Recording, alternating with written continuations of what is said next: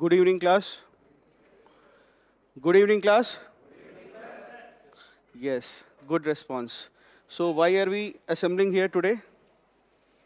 Because we are having some jitters for this examination, Mains 2023.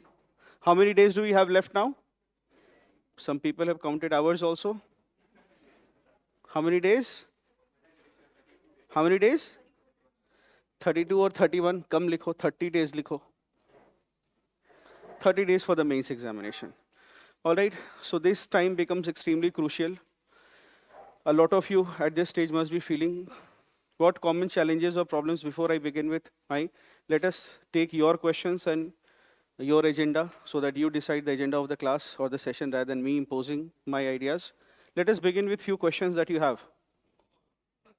Bolo, what challenges are you facing right now? Very good. Paper completion is something that ethics paper.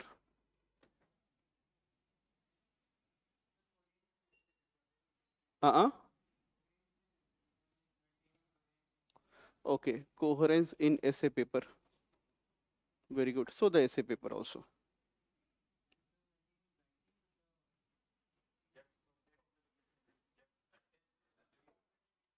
The speed. Fourth question is test writing versus revision. All right.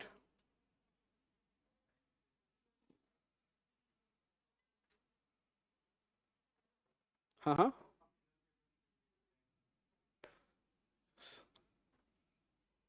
so we'll say time management. That is right now, in exam, and during or in between. Very good. Anything else? Content enrichment.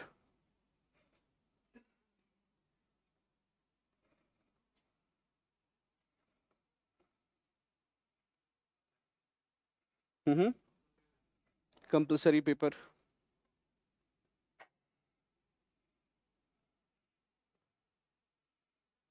The left are quite quiet these days. Only the right is speaking.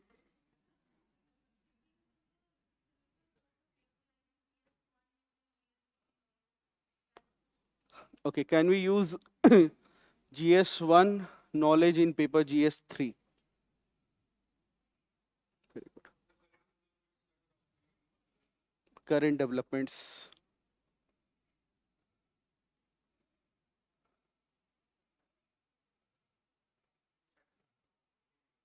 For the last 15 days. All right, anything else? Yes, being sane.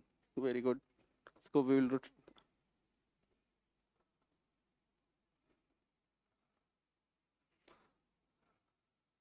All right, so let us talk about these things. Is after.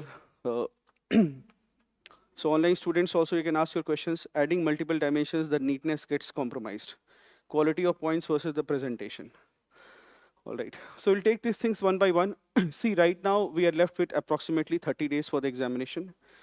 So some of you may have this feeling that I've wasted a lot of time. Are some of you having this feeling? कि कुछ time बर्बाद हुआ है ना?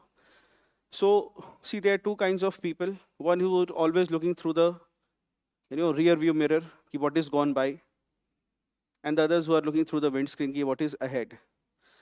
So one thing is there that I learned from one of my students. I think Pratyush Pandey was giving a talk one fine day. I was sitting in the audience. I was the only one, and Pratyush had just secured 21st rank. And so you never see me there sitting because I wanted to learn from him. And it was his first attempt at civil services. And he had cleared other exams also in his first attempt. So I wanted to learn from him. So I asked him this question, which was my audio was not audible, it was his. So I asked him this question that what do you do when you know that it's your first attempt and you have not studied as much as people in their second or third attempt? So how do you deal with this? And he said something nice. He said, when we are going for battle, when we are going for a war, we are going for an exam, we have to always think on what we have done rather than what we have not done. If you start thinking that oh, I am from an engineering background, and this exam is for humanities, given that it was his first attempt and first mains, and he felt that humanities people have an edge. That was, so therefore he said that it's always the best thing is you're already defeating your side or your position by assuming your weaknesses. So when it comes to the exam or to the battlefield, when we go for it, we always think of our strengths, not our weaknesses.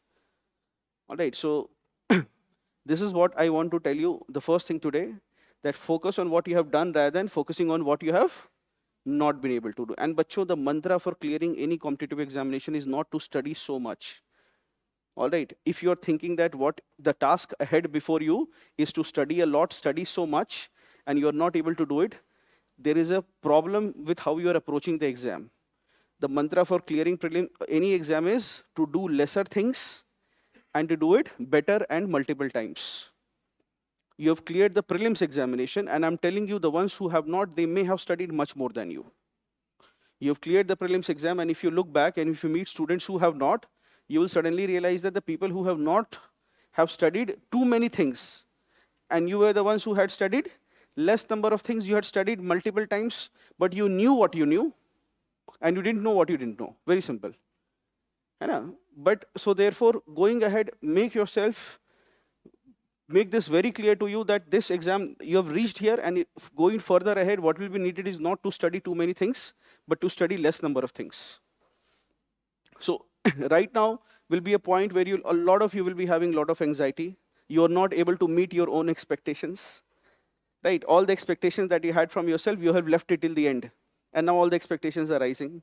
These expectations, nobody comes and says, sir, my expectation isn't that in the month of June, I will finish XYZ content. Nobody says that. But when it comes to the exam, when it comes to the last days, everybody has very high, great expectations from these last 30 days. Whatever I have to do, I'll do right now. Covering the syllabus, last 30 days. Writing the test, right, last 30 days. Everything is the highest amount. So technically what is right now happening is, if you see it, or if I were to rephrase it, I would say you are crumbling under the high expectations that you have from yourself. Compare this month from, let's say, 15th of August to 15th September versus 1st of June to 30th of June. The amount of studies that you see it from a third person's perspective, how much you'll be doing. You'll see that from between 1st of June to 30th of June, we are probably done. It's a very lightly populated graph. This is what you have done between this. And when it comes to these days, this is what your expectation is. Right? This is what you're expecting. This is what is June, and this is what September looks like in your activity list. So, sabse pehle to get rid of all the stress, and one way to do it is to lower the expectations, lower the number of things that you plan to do right now. The exam will not be cleared by doing too many things in the last month. Have this clarity. The exam will not be cleared by doing too many things that is humanly not possible to be done in 30 days. It won't be cleared like that. All right, so therefore, the minute, why I'm saying this is, bachcho, the minute you accept the truth of something, then the truth will set you free. This is very important. The truth shall set you free. The minute you accept all the piled up tests that you have thought of writing in the last exam, last day, you are not going to write it, or you may not be able to write it. And you accept this truth. The minute you accept this, you will be a lot lighter. So sabse pehle begin with this assumption that you can't do everything that you possibly thought of doing in the last 30 days, and that should take a lot of burden off your chest. Don't crumble under your own high expectations burden. All right. Right now, the last 30 days that we have before the exam, you have to make sure that you are as productive as you can be, and no more than that. Don't expect that you will study. Of course, we will say that in the last 30 days, anyway, you will study as much as you have studied in the last 3 months. And exam nearness kind of does that to us. And in the last 1 week, you will study as much as you studied in the last 1 month. That will automatically happen to a great extent. Not just because of the intensity of studies that you will do, but also because of, you already read something, and therefore now it is taking you lesser time to complete the same thing. All right, then what is the way to proceed for the next 30 days? You reduce the number of things that you plan to do, or you reduce the time allocated to the things that you plan to do. For example, a lot of students continuously are mailing that, sir, this year, see, look at the brighter side also. This year, the prelims exam has been a little, thoda sa different, atrangi. Now, what happened is, after the prelims, the first copies that we got this year. So what happened is, last year, if I say this, we speaking to all the mentors, you'll see, we were a little under pressure last year. Why? Because every student was writing very brilliantly. All the people, especially the batch that joins after the prelims examination. So the people, which means that the batch is all the ones which is signing for mains 2023. And if they're joining after prelims, it means that 100% of them are writing the mains. Right? So when we used to check their copies until last year or for the past 2 years, it was insane. Which means every student was possibly one of the greatest writers, answer writers ever in the past 5-7 years we have seen. This year, however, we have been kind of elated with the disappointment. We've been happy that the competition is lower than ever. And it took us a lot of time to figure that it has a lot to do with the nature of the prelims examination, where a lot of what I get seasoned candidates or a lot of candidates who otherwise were very good for some reason. So therefore, there has been a certain randomized, what I'd say, to some, not to a great extent, but to some extent, there has been and this happens every 5-7 years. All right, so you meet some batch students, and when they'll come back, they'll say, sir, this batch, nobody has studied and come. Then there will be a batch, they will come and say, sir, in this batch, now everybody has given 3+ years. I mean, everybody had a give up point. But the people have really studied and slogged in this batch. This will something that when do you come to know this? When top 20 rankers every year are felicitated by DOPT, you're aware? So DOPT will call all top 20 rankers. So that day, all the students will be there in Delhi. So when they will come, generally they'll drop by. Either community meet will happen, or even otherwise they'll informally drop by. We are coming back from DOPT. So you'll ask them, Acha, is sir ka batch, how did you feel about your colleagues because the time that you got? So they'll tell, okay, sir, this time the batches, everybody has slogged a lot. And so there will be some students who were like earlier in another service, and this year they have gotten under top 20.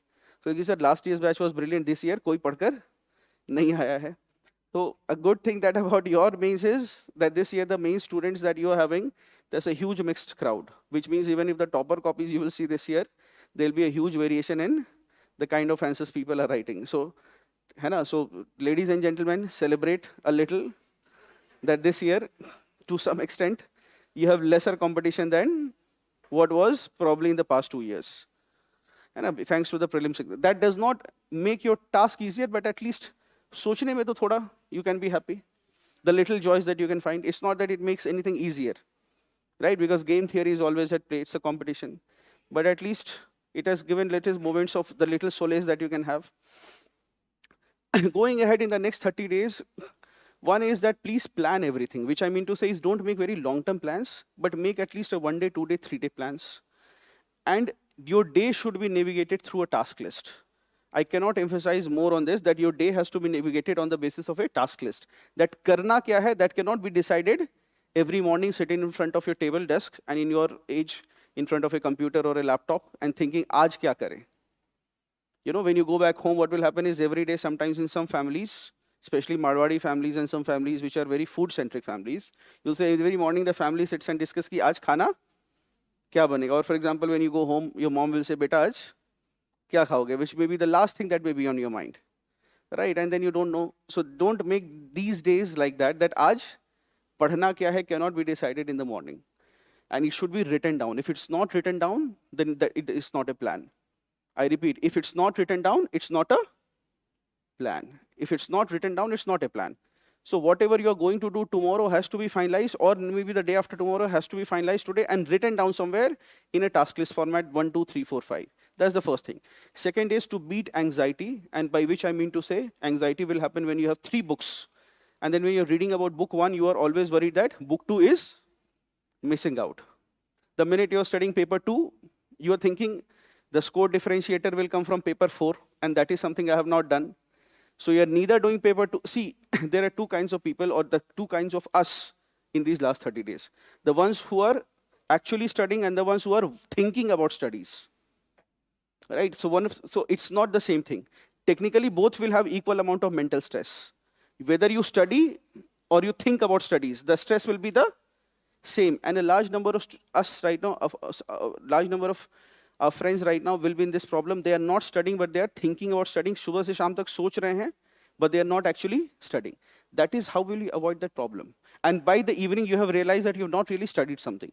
So which is why how you'll solve that problem by having a task list ahead कि भाई आज 30 pages of, for example, modern history, 40 pages of maybe current affairs, then 2 test papers I have to revise. This has to be tasked down. And if you're going to anything ad hoc comes, you know, the fear of missing out, you suddenly get that, I have to do this also. It should be first written down in your task list and then proceeded with. I repeat, it should be first written down in your task list and then proceeded. It should not be that you have a plan and then something new comes up. You are thankfully not living in an age of distraction as it used to be like 5 years back when there were very popular internet blogs and every time on the blog something would be published. Some new question would be published and you would think, this will come for the mains. Now you are very settled down that whatever has to come for the mains is very much covered in your test series or other material that is available. So you don't have to worry about a certain blog or anything doing it. But yes, now you have YouTube notifications. So something new will always come. And in the last days, beware of social media. People will post 50 most important topics. You will feel that if nothing, and it could be technically, so you will have, and then there is also Twitter now. So I see that a lot of people are coming with 20 most important topics for the, and sometimes they also say like and subscribe to get the PDF in your mailbox. Ab wahi kar rahe ho tum. Don't avoid that. Make a task list, proceed on that basis. Anything that you have to add it to the task list and then designate a time for it. But avoid this problem that you're doing A, when you're studying paper 2, you're worrying about paper 4. When you're worrying about paper 4, you're thinking, I've not done answer writing. That's one thing. The second thing that in the last 30 days that I would want to say is that right now is the time where in the initial days, we had very clearly said, your 60% time goes to the optional and 40% goes to the general studies. Right now, going ahead, we have to further increase our time for the general studies, and the optional has to take a back seat. Our expectation should be that at least one optional paper is finished, and second optional, you are about to finish in the next 20, 30 days. That is best. This should be the position. The third thing with respect to 30 days, bacha, is that you will have a piling up of lot of test papers in both your GS and optional. Now, there are 2 ways to proceed with it. One is that you think of writing all the tests, which is fair if you have kind of completed your आगे आ जाओ पीछे गर्मी लग रही है तो last में is the AC not working there? It's working. All right. So he was putting the fan, so I thought he's feeling hot. Yes. So make sure, what you have to do in these last 30 days is that whatever you will not be able to solve all the test papers or anything, don't make it a burden. Now, we would not want another situation also that sir has said that you will not be able to solve any of all the test papers, so you end up solving none. That also is not the expectation, that you completely swing to the other side. And so you have realized in this examination process that we always have to take a middle path. All right, so at least decide that what are the tests you are going to write. For example, you have 12 tests left. As of now, you can easily pull out, learn to say no, which means you pull out the 4 tests that you will not write. Don't think of how many you will write. You think of what you will not write. What you will not do is also very important right now. You decide, I don't have enough time. 4 tests I will not write. Others 8 I will think and I'll plan. At this point, and now another challenge is there that whatever questions are being asked in the MGP test roles, you will have some questions come in the exam from there. You will have some questions or at least those themes. Secondly, the quality of the answers that we are having right now. It can very well, it is very well we are meeting students who are just doing, MGP plus answer writing focus group solutions. They have not studied so much. And then they are writing the exam and they are clearing it. This was an old method of doing it. Even before like 7-8 years back, the process was that you take 2 materials and you finish it and you write the mains and you'll get a rank. That was the easiest way. Remember, people have not cleared the exam by doing something very extensive and something that is no human is capable of doing. That has not happened. Even last year, if you see any student getting a top rank, then last year also, just before the mains exam, I had at least 2 of my under 5 rank of last year. I did meet 2 of them before the mains exam, and they were in deep trouble. They were mentally parishan ki, sir, kya kare? We are just having left with 1 month before the exam. And they were also troubled by small things. Sir, I've gotten less marks in my NGP test. All right, troubled by. So right now, if you just pull out 4 of your test papers, the second thing is I don't want you to miss on the model answers that is given, because a question will come from there and you will miss out on it. Or you are put through a funnel where you are supposed to think in a certain manner. For example, if you've written this year's MGP, you will have a question like, it was not the iron and coal, but it was democracy that was the reason behind the industrial revolution happening in Britain. So that's a fair new idea. It is not given in your NCRTs, right? But that's a fair new idea, a new way of looking at things. And some people are looking like me with a question mark. Have you seen this question? And so therefore, now that's something that we want you to think. Why? Because if something like that is you are able to apply in your essay or even anywhere else, then probably at least we are expecting that this idea you will put. This is what we are looking for. Now, how to utilize these 4 test papers that you have pulled out? Bacha, from today till the last day of the exam, please develop one habit, and that is every morning or first half and second half, try to solve at least 3 questions every morning, like we have done for the prelims exam. Try to solve 3 questions. Now, what will happen is that if you write 3 questions, which technically takes 7 minutes to 10 minutes, you will end up exhausting 20 and 30 minutes. So what you can do is, you may not probably write model answers or UPSC-like answers. That is not what I'm expecting. I'm expecting that you see a question like this, you take a blank A4 sheet of paper, and what you do is, you start scribbling that what you would write in this. All right, so it's not possible for you right now to write all those papers. So start scribbling, which means you see a question on food processing. So it's a good idea right now to have a team or another person prepare. So let's say you pulled out 4 papers. You click a picture of the question paper and send it to your friend and says that today we will write 3 questions, and write those 3 questions and swipe it and see how you and your friend is doing. That's one. If you don't have a partner, and some of you will not, the civil services preparation is a lonely journey sometimes. So if you have no one, then what you can do is, instead of writing a model answer, you can simply scribble and think, in this question, if this question comes, what I will write. This has to be done. So at least you are applying your mind and you are trying to see what you would write. So now probably what will happen is, instead of 7 minutes in a question, you may take maybe 3 to 5 minutes. So right now what you are trying to do, you are trying to focus on the recall aspect. There is one part which is memorizing and the other is recall. Which is more important?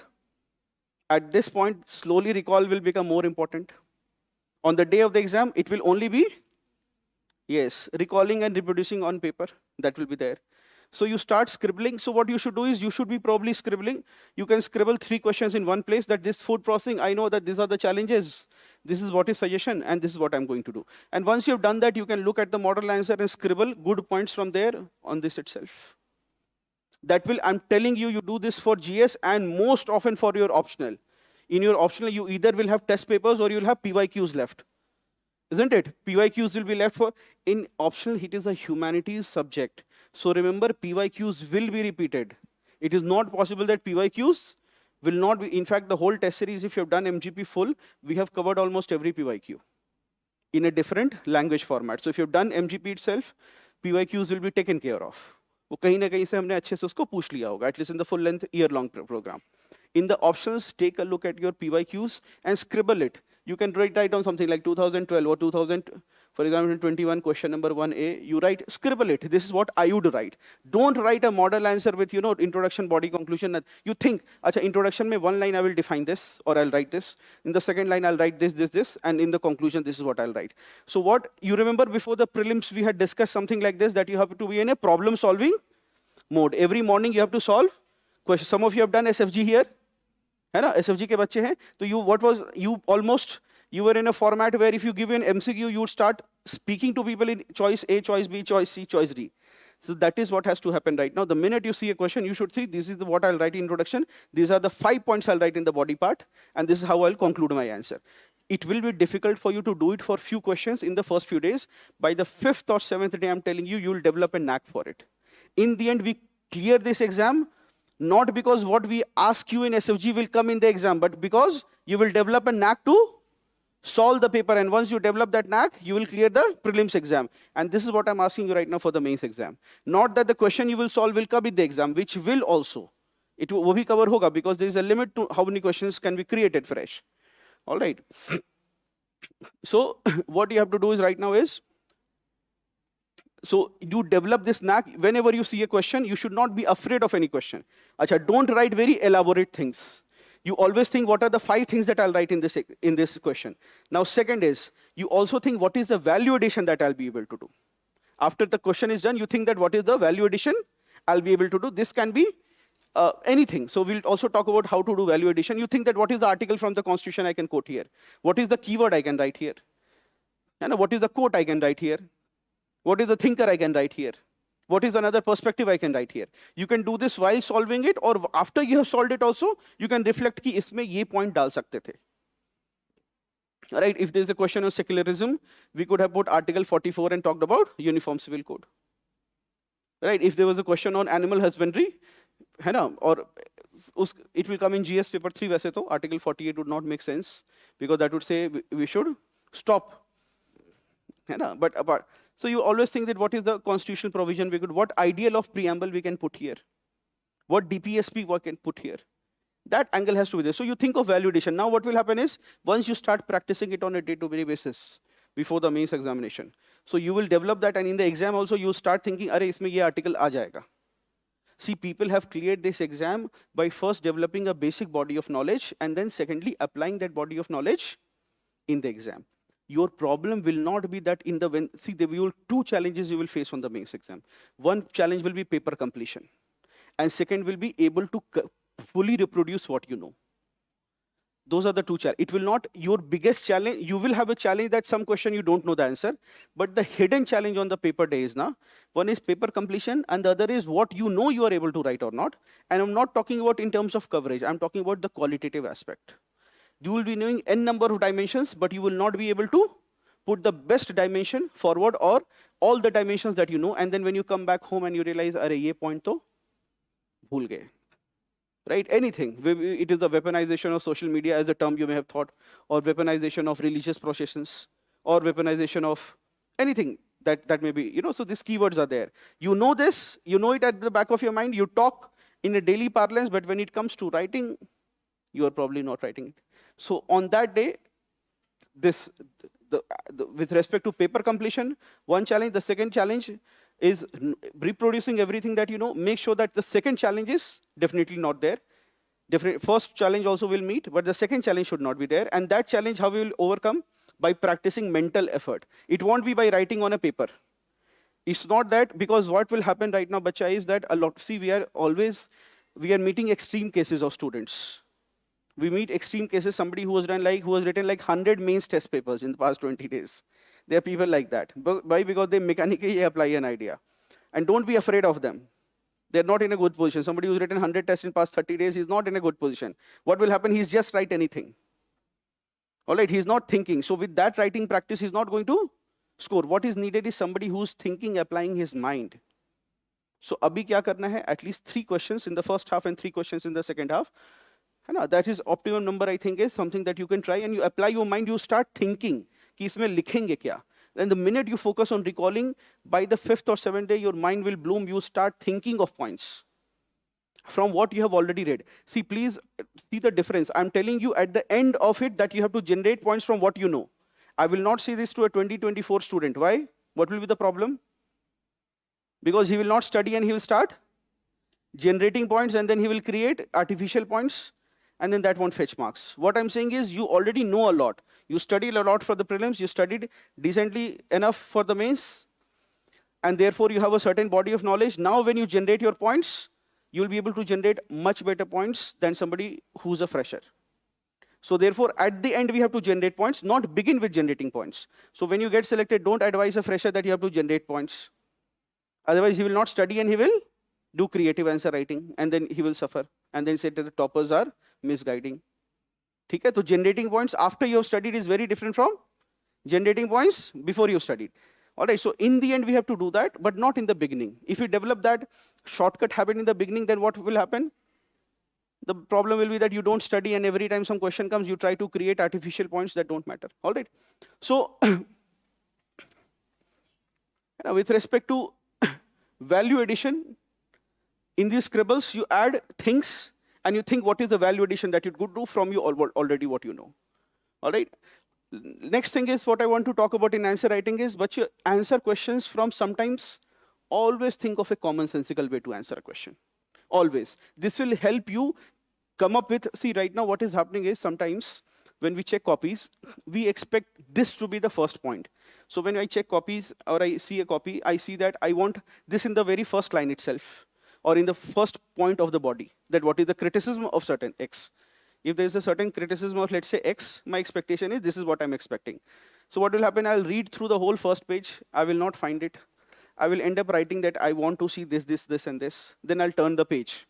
Then the student will have written it in the next page. Sometimes I'll cut it on the front page. Sometimes I'll just let it be. All right, then student will come and say, sir, I have already written in the second page. Why? You have written it in the first page. Now, you see from my perspective, I am expecting that point to be the most important point. You are not writing it, you are not giving to me in the first page or in the initial pages. And then you're expecting that by that time I've already made the impression. What is the impression? That he does not probably know the answer. In the end, even if you give me my opinion about you will not change. So remember answer writing. Remember answer writing is a process of trust building, which means that if the examiner trusts that you know the answer, he'll probably give you marks. And that trust, how will that trust building happen? You hit on the question from the initial itself. From the beginning itself, you hit on the question. You write the most expected and the most logical point and the most significant point in the first paragraph. The basics of answer writing do not change, which means first you have to address what is asked. And second, don't limit yourself to just what is asked, go beyond it. I repeat, first you have to meet the core demand of the question. What is asked, you have to write first. That is how a simple BA wala answer. What is asked, that you have to write first. And second, go beyond what is asked. Then anything you want to write, all creative writing that you can do later, fun it. But first, I will want ki, bhai, this student knows the answer or not, ya fir he is always doing creative writing. Later you do creative writing, I don't have a problem. But initial points, I would want you to give the answer. If what I'm looking for, I will get. And then you write something brilliant later, I will give you more marks. But what I'm looking for, if that I'm not able to get in that answer, then I will give you less marks. All right, is this clear? So make sure, acha. Now I was speaking to a student a few days back. So she wrote a very good answer. She was an old student, she wrote a very good answer on social audit. Now what happens? What are the good benefits of social audit? So one common answer will be, it has enhanced transparency and accountability, something that the examiner is fed up of seeing. The words transparency and accountability averagely across all the 4 papers will be repeated at least 20 to 30 times across the 4 papers. In fact, more so in paper 2 and paper 4. Right, so they will be repeated like in almost every answer you will see the words transparency and equality. I want to say here that please write, when you write something transparency, you write qualified arguments, which means that don't just write transparency and accountability, you tell me why. That is very important. You tell me why. So now this person who I was speaking to, she was herself a deputy collector. I said, okay, just tell me, so she didn't bring transparency and accountability and a lot of good points, which are good. But then I asked her that, you are a deputy collector. Tell me if in your office, if you come to know that at the end of the year, the local people will do audit of your office, they will come to your office and say, madam, show us the files. What work has been done in the past 1 year, then what will happen? You have run away, you have left your district, taking some medical leave for preparing for civils, and now you are here. But if at the end of the year, if people will come and do a social audit, social audit is done by whom? By the people, and because they do not have specialization, so they'll be assisted by whom? By non-governmental organizations which specialize in doing social audit, right? They will know ki acha aise hota hai kaam, how you have to know also how work is done and records are kept in government so that you can audit it. Otherwise, you will go, I want to do social audit. They'll give you a file. Now you don't know how to decipher the file. And so there's an NGO. NGO has been doing this. So they know that in the previous office, this is what they had recorded. So I'm going to ask, in last district, they had shown us this file. Where is this file? They will know, unless you don't have that background knowledge, how will you do? Right, for example, you go to an office and you say, what is the assets register? Which means, what are the physical infrastructure things that were bought in this office? So now you know that every office will have some money spent on buying tube light, fan, air conditioner, air cooler, all these things must have been bought. So now you know that every office has an asset register. Now you will go to another office where they have sold the tube light and Fan, they have sold and replaced it by light bulb. Fan, they have written Orient and they have brought some other local brand. So for example, this is what will happen. Then they will have bought an AC. Then who's the head of the department, what he may have done is put the AC in his own house and brought a cooler in. So when you open the register, you will see there is an AC, air conditioner. देखोगे कहाँ है? तो sir cooler लगा हुआ है.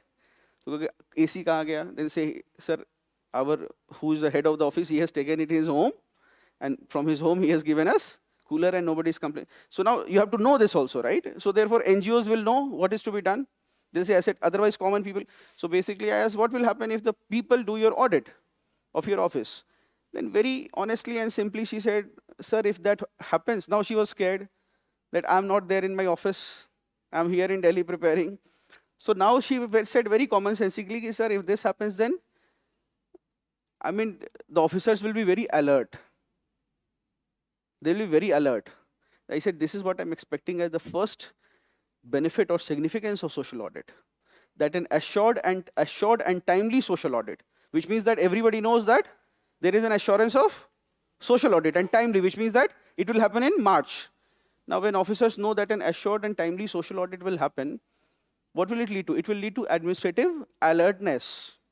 कि भाई alert रहेंगे, कब हो जाएगा? So do you see now they will be knowing that in the end they will ask where is the AC? So the people, employees of the office, they will not do any hanky-panky. They won't do anything fishy. They will say कि भाई AC पूछेगा कहाँ पर है ना? You have written that I bought Godrej almari. Godrej almari is very expensive. I've worked in government, so I know. So Godrej almari will be very expensive. It will cost 20-30,000. So on the paper it will be written Godrej almari for record keeping the files, and it will be Godrej, which is available for 5,000 rupees. Right, so so therefore now so what is expected is analyze any issue from a very commonsensical perspective.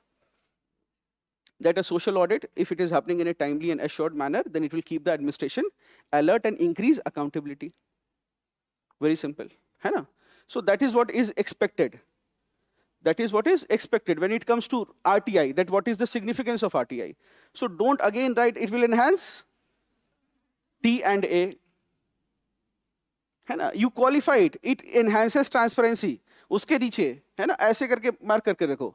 ठीक है? It you put an arrow and qualify it. Explain why you are saying enhances transparency, because it makes it mandatory to disclose any public information on the website.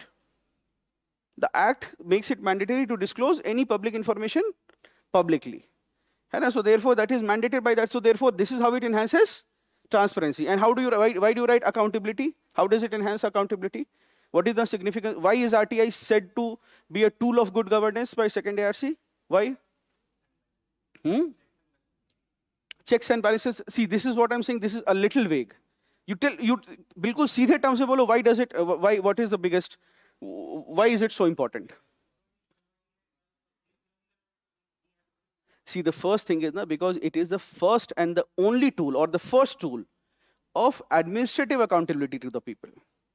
The Right to Information Act, before this, let us say this person, madam is an officer and he is an MLA. Now I go to madam, do my work. Madam will say, I'll not do it. What is my recourse? I can't speak against her because she will call up the police and I'll get, if I create a ruckus outside her office, I can only complain about her to her senior, who is also a bureaucrat. And if he also does not listen, I have no recourse. I can only go to the Janta Darbar when it comes to the state government employees. And I don't have any recourse when it comes to the central government employee. I can't go and meet the Prime Minister of the country. But let's say he's an MLA. And if he does not do any of my work, what is the problem? I'll just give him one simple threat. That, okay, sir, elections are coming in 24. You come to our area, I'll ensure that nobody votes for you. And I'm telling you, he will have sleepless nights. Which is why when you meet a public servant, you fold your hands. And when you meet a civil servant, you will always fold your hands, or you will see people folding their hands before civil servants. And when a minister or a politician meets people, have you ever seen a civil servant folding his hands? कभी हाथ जोड़ देखा है public servant को fold? He never folds hands. People will fold hands before him. And have you seen a politician with folded hands? Almost always. Right, so yes. I have never seen a civil servant. I worked 2 years in district administration. I never saw a civil servant with folded hands. And I never saw a politician without his hands folded, whether he is the chief minister or the cabinet minister or MLA. So therefore, why? Because I can hold him accountable when the elections come. What about this? Can I get him transferred? I can do nothing. I can only complain. To whom? To his senior. And if his senior also say, "Jo karna hai kar lo," what can I do? So RTI allowed me for the very first time. It was a pioneer tool because she is responsible to whom? To her seniors and to rules. You say that you are accountable to us. They say, "No, I'm not accountable to you." So what is the why it was such a pioneer tool? Why? Because it allowed me of the first, I say that why you have not given me, why you have not done my work, or why I applied for a certificate, why I did not get it. He says, "Abhi nahi milega, baad mein aaiye." Yeah, simply she is irritated and she says, "Nahi milega. Jo karna hai, you do whatever you like." RTI gave me the one pioneering power which did not exist since independence in this country, is that I would file an application on a 10 rupees form asking the grounds on which I have not gotten the birth certificate for myself. And either she has to give the reply within 30 days. So what will she do now? Yes, within 30 days, either she will give the reply, which she is bound to do, or she will, or most probably because she's a bureaucrat, she will not want to get into that trouble. What she will do? She'll send me the birth certificate. And reply, what she will write? The application is rendered infructuous because the work has been, the certificate has been already given to the citizen. So therefore, why? So when you write something, think of the most commonsensical perspective, that why it brings accountability. It brings accountability because for the very first time in post-independence history of India, and administration was made directly accountable to the people themselves, and people got a right to ask questions to the administrator for their administrative decision. Before this, I would say, कि अच्छा बताइए किनका किनका birth certificate आपने रोका हुआ है? तो कहेंगे जी official secrets act, I cannot disclose this to you. You don't have to. If I'll say that, so I can ask RTI, what will I ask? Please provide the list of or number of birth certificates that have been issued in the past week. And second, why is the birth certificate of mine has not been? I simply ask a question. That itself will do the magic, and that is why it becomes very significant. So when you think of any answer, you think what is the most commonsensical thing that you can write about it. And that is a fairly good answer. So always सबसे पहला point, don't write something बहुत अतरंगी पहला point. Because as an examiner, see the paper when it is given to the examiner in UPSC, they are given very clear instructions that you have taught, you have given your own notes on this topic to the students in university. Now these people who are writing the exam, they are not from your college, they are not from your university, they are not your students. Chances are they don't even have a specialization in the subject in which they are writing the mains exam. So when you evaluate the copy, please evaluate with an open mind. You judge the merit of the candidate on the basis of what they have written, and don't impose a lot of your views on it. Now this is something that is instruction that is given to the examiners. Second aspect to it is also that if I'm a subject matter expert, I repeat, if I'm a subject matter expert, my minimum expectation will be that at least if there's a question on communism, all right, or any question on capitalism, or with respect to wealth distribution, I would expect maybe a reference to Marx.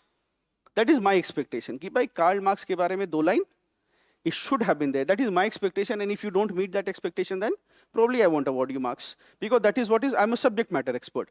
But there are so many subjects in general studies where the paper cannot be checked by one person. Take paper 4, for example. Now paper 4 will be checked because there is no department of ethics. Is there any department of ethics? If you have heard of any department of ethics, then it is not teaching ethics. The department of ethics is a body that is used to see whether there is any immoral practices or any employee grievances in the organization or not. It is not teaching ethics.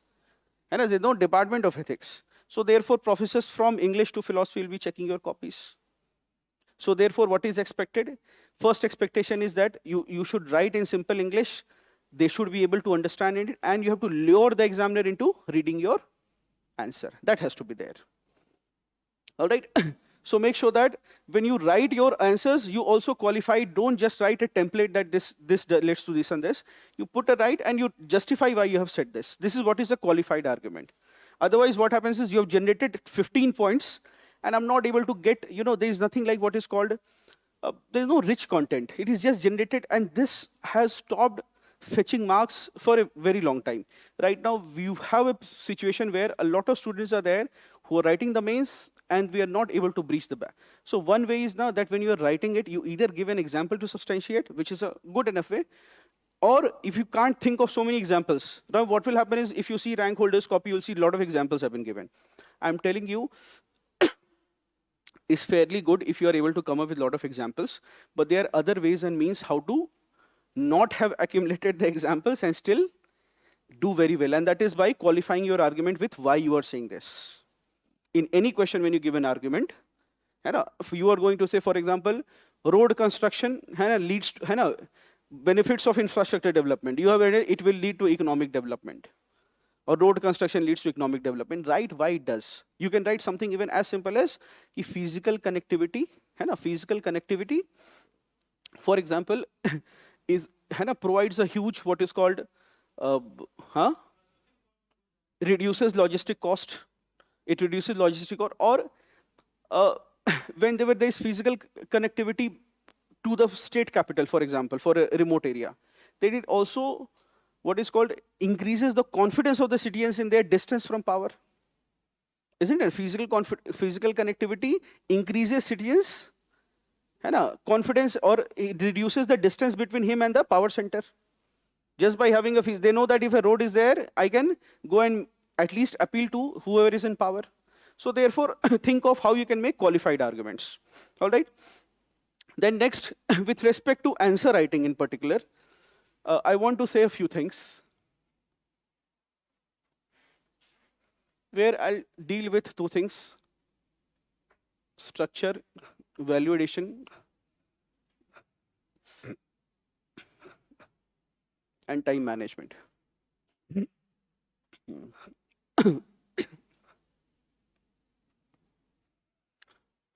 No incredible Hulk, we cannot write quotes in Hindi.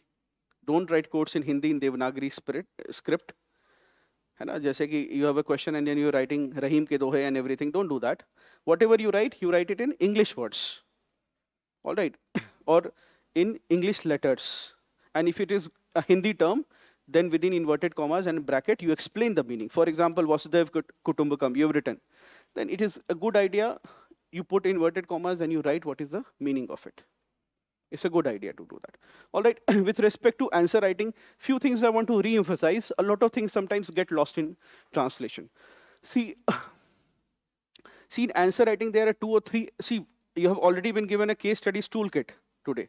So I thought what kuch unko kaam ki cheez de dun before the mains exam. So it is having a lot of keywords and ideas which we made for our paper 4 classes. But here, from constitutional fundamental rights, fundamental duties to the DPSPs, etc., and 7 sins of Gandhi, what you can do is you can use it in your GS also. All right, that has been good. Now, with respect to answer writing, there are a few things which I want to say. One is that there are several ways you can introduce your answer. One of the ways is you can come up with a relevant quotation. All right, which means that you should be doing at least some accumulation or gathering of quotations. So in paper 2 and paper 3 classes, Dipin sir often does that with some quotations. The other is you begin with data and facts. Very fairly good enough that you begin with a data and fact. See, another approach is what sometimes you may heard is probably trying to define the term. I often say this because this should be the solace for those who have not put the effort of either gathering the data or have put the effort of either gathering the quotes. Then how will you impress a humanities faculty? So one is that you analyze the term itself. I put a lot of emphasis on this is because way back when the first time we held a class before the mains examination, and the next year we had first rank, so I asked this candidate that why, I mean, what is the one thing that you felt was worked in your favor? He said one simple thing. He said that earlier I could not complete my paper, and before every question I was thinking what data fact I will put. So you talked about the definitional approach, and those days it was not a common approach. Everybody was going for a context-based approach, which means that recently XYZ has happened, therefore this issue has come up. So that was the more dominant paradigm there. So we came up with a definitional approach. So we said that you try to define the keywords, and over the period of time, I think that the definitional approach has lost what is called, a lot of it has been lost in translation, because after rank 1 does it, then what happens is everybody starts doing it, and then the quality goes down, and then you are writing something else, and you think this is a good definition. See, what was said is that when I read by definition, a good start with a definition is, by this I mean that when I read the first line, I broadly develop this trust that you know the answer. When I read the first line, I broadly develop this trust that you know the answer. Think of any question, any keyword, or for example, any question for, let us say there is a question with respect to civil services reforms. All right, so therefore you can begin with a committee recommendation, or you can begin with the name of a committee. Or see, one thing that you should not, I discourage you from doing it in the introduction phases. Don't write introductions that are redundant. What is a redundant statement? Huh? Not relatable to the question. So girls will answer this better. Who's a redundant person? She's saying of no use. Very good. So redundant is of no use, which means that if a redundant statement is like a redundant person, which means that, so there are certain, like there are redundant questions or redundant statements like that, there are redundant persons. Who's a redundant person? If you did not have them in your life, in no way would the quality of your life go down. Chances are it will increase only. ऐसे हैं कुछ लोग? नहीं है तो आप हैं वैसे लोग किसी के लिए? पता नहीं है आपको? है ना? So, है ना? Redundant would be something like, I tell you, sir, my chair has 4 legs. You are satisfied? It's a stable chair you are sitting on. I say that next time we will add value to the chair, I'll add a 5th leg. We will increase, we'll say that we'll provide you further comfort in this class by adding a 5th leg. What will you say? Sir, it is redundant, it is, right? So even, why would you say it is redundant? Achha, why is the 4th leg not redundant? Because if you remove the 4th leg, yes, it will destroy the balance. So similarly, a redundant statement in the introduction is one which, if removed from the introduction, would not have any impact on the quality of your answer. That is a redundant statement. So which is why when I'm checking any answer, let us say there is a question on, for example, civil services reforms, and you have begun with a fairly good, you will get marks, but the point is that think of something like you begin that corruption is the biggest threat to our nation which has undermined good governance. To fight corruption, we need to bring in civil services reforms. Now the point is that, okay, you brought in some context, but even if or you will say that the civil service in this country suffers from several challenges, and therefore we need to bring civil service reforms.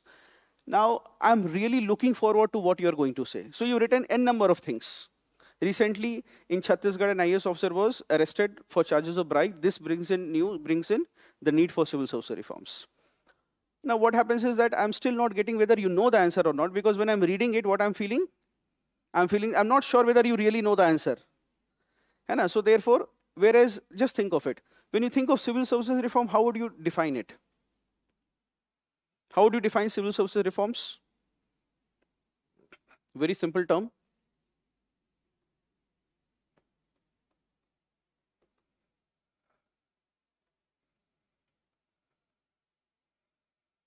How do you define it? What do you understand by reforms? A structured intervention, something simpler. Think of something simpler. Very good. Overhaul. What sort of overhaul? Where it will happen? Yes, structuring and functioning. Very good. Very good. Civil services reforms. So with the purpose of overhauling. And okay, so when you try to define something, you think of 2 things. One is what is the purpose, and what are the components. What is the purpose of civil services reforms? Again, you will say to bring in transparency. Okay, fair enough. Yes. So you could say with the purpose of, so when you define civil service reforms, you can define it saying that civil service reforms refers to AAXYZ brought with the purpose of, and then you can go ahead and say to bring in administrative accountability to the people, and so that civil service can meet the challenges of 21st century. You may end up writing that. But reforms itself, what it is?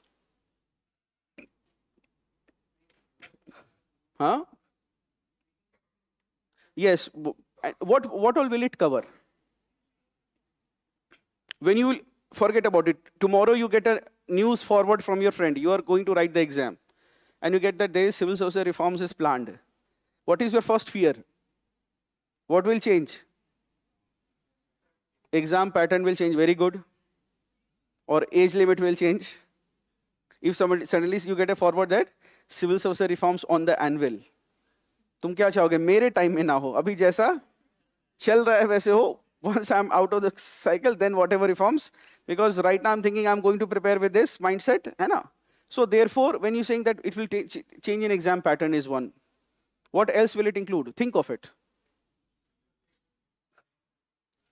See, civil service reforms, one is exam. So basically it will be with respect to recruitment is one aspect. What will be the other aspect? Yes, now you're thinking training. What will be the other as further after training, what will happen? Transfers and postings, very good. Transfer and posting, promotion based on performance, okay? And after promotion, what will happen? One will be retirement, so technically very good. Yes. So now when we try to define civil service reforms, what will happen is a lot of students read toppers or rank 1 and they said that I will also define the term because a certain rank 1 or rank 5 has said this. Now this happened sometime in 2018-19 when we had first ऐसे ही class हुआ था, उस समय भी एक छोटी सी class हुई थी, तो उसके बाद we talked about definitional approach. Next year a person got first rank and then everybody started define the term. ठीक ऐसे हुआ था. This is what happened. So if you hear that, if you get in your MGP copy or anywhere else, if you somebody hear a mentor saying that define the term, then it probably came from this class.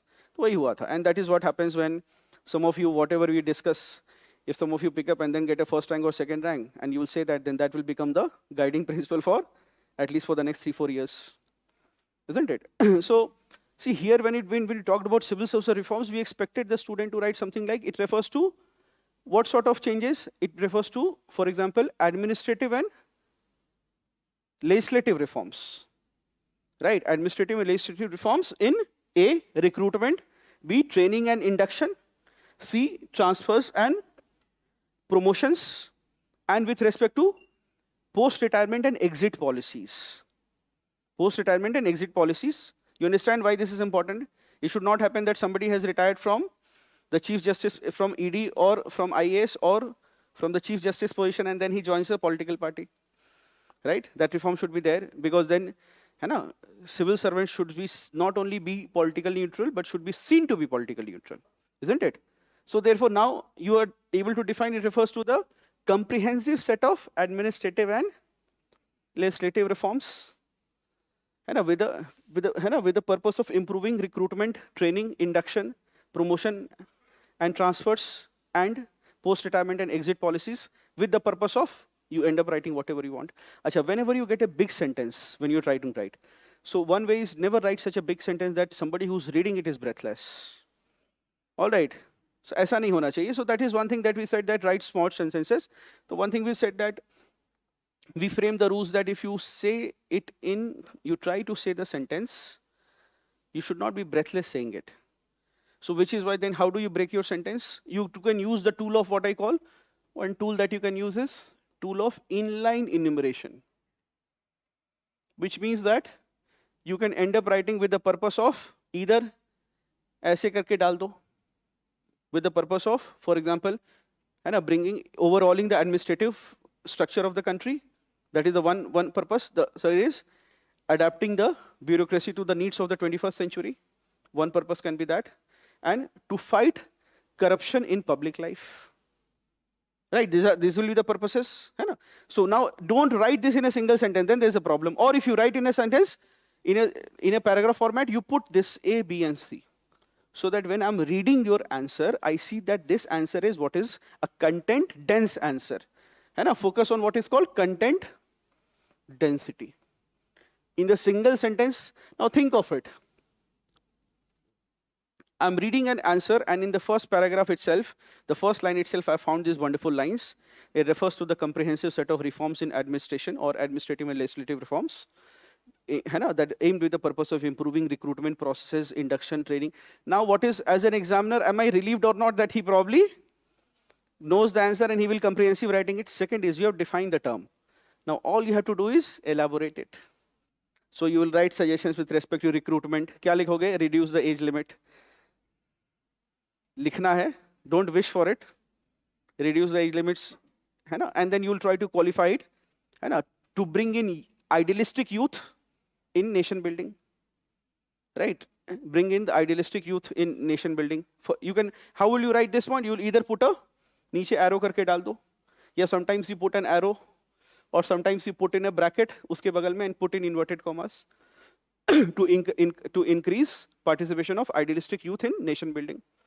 उसके पहले क्या लिखोगे? reduce age limit, है ना? लिख देना, लिखने के दिक्कत नहीं है. Don't become greedy. You don't write from your, don't say that sir told us to write from our perspective. The recruitment में ये वाला हमने नहीं लिखा कि reduce the age limit.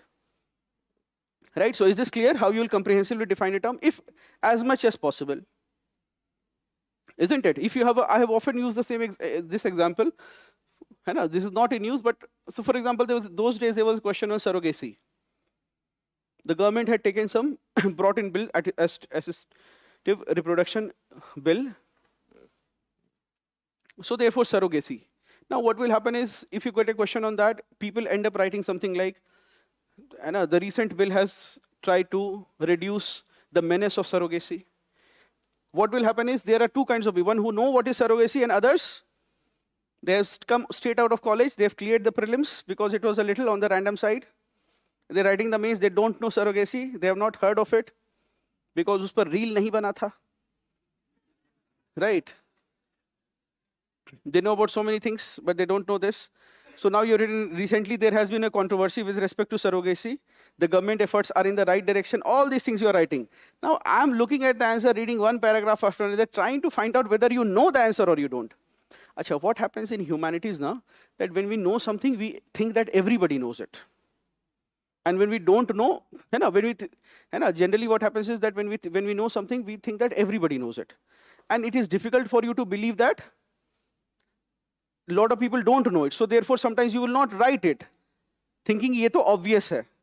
And then what happens is, the person who's not studied much, he writes everything that he knows, including the obvious thing, and he ends up getting marks. All right, this is the most learned class that we can have, except at the interview class. This is the mains class. So nearly, I think all of you are mains appearing. Majority, hai na? So therefore, now I'll just ask one simple question. Don't look at each other and be very honest. Everybody will participate in this.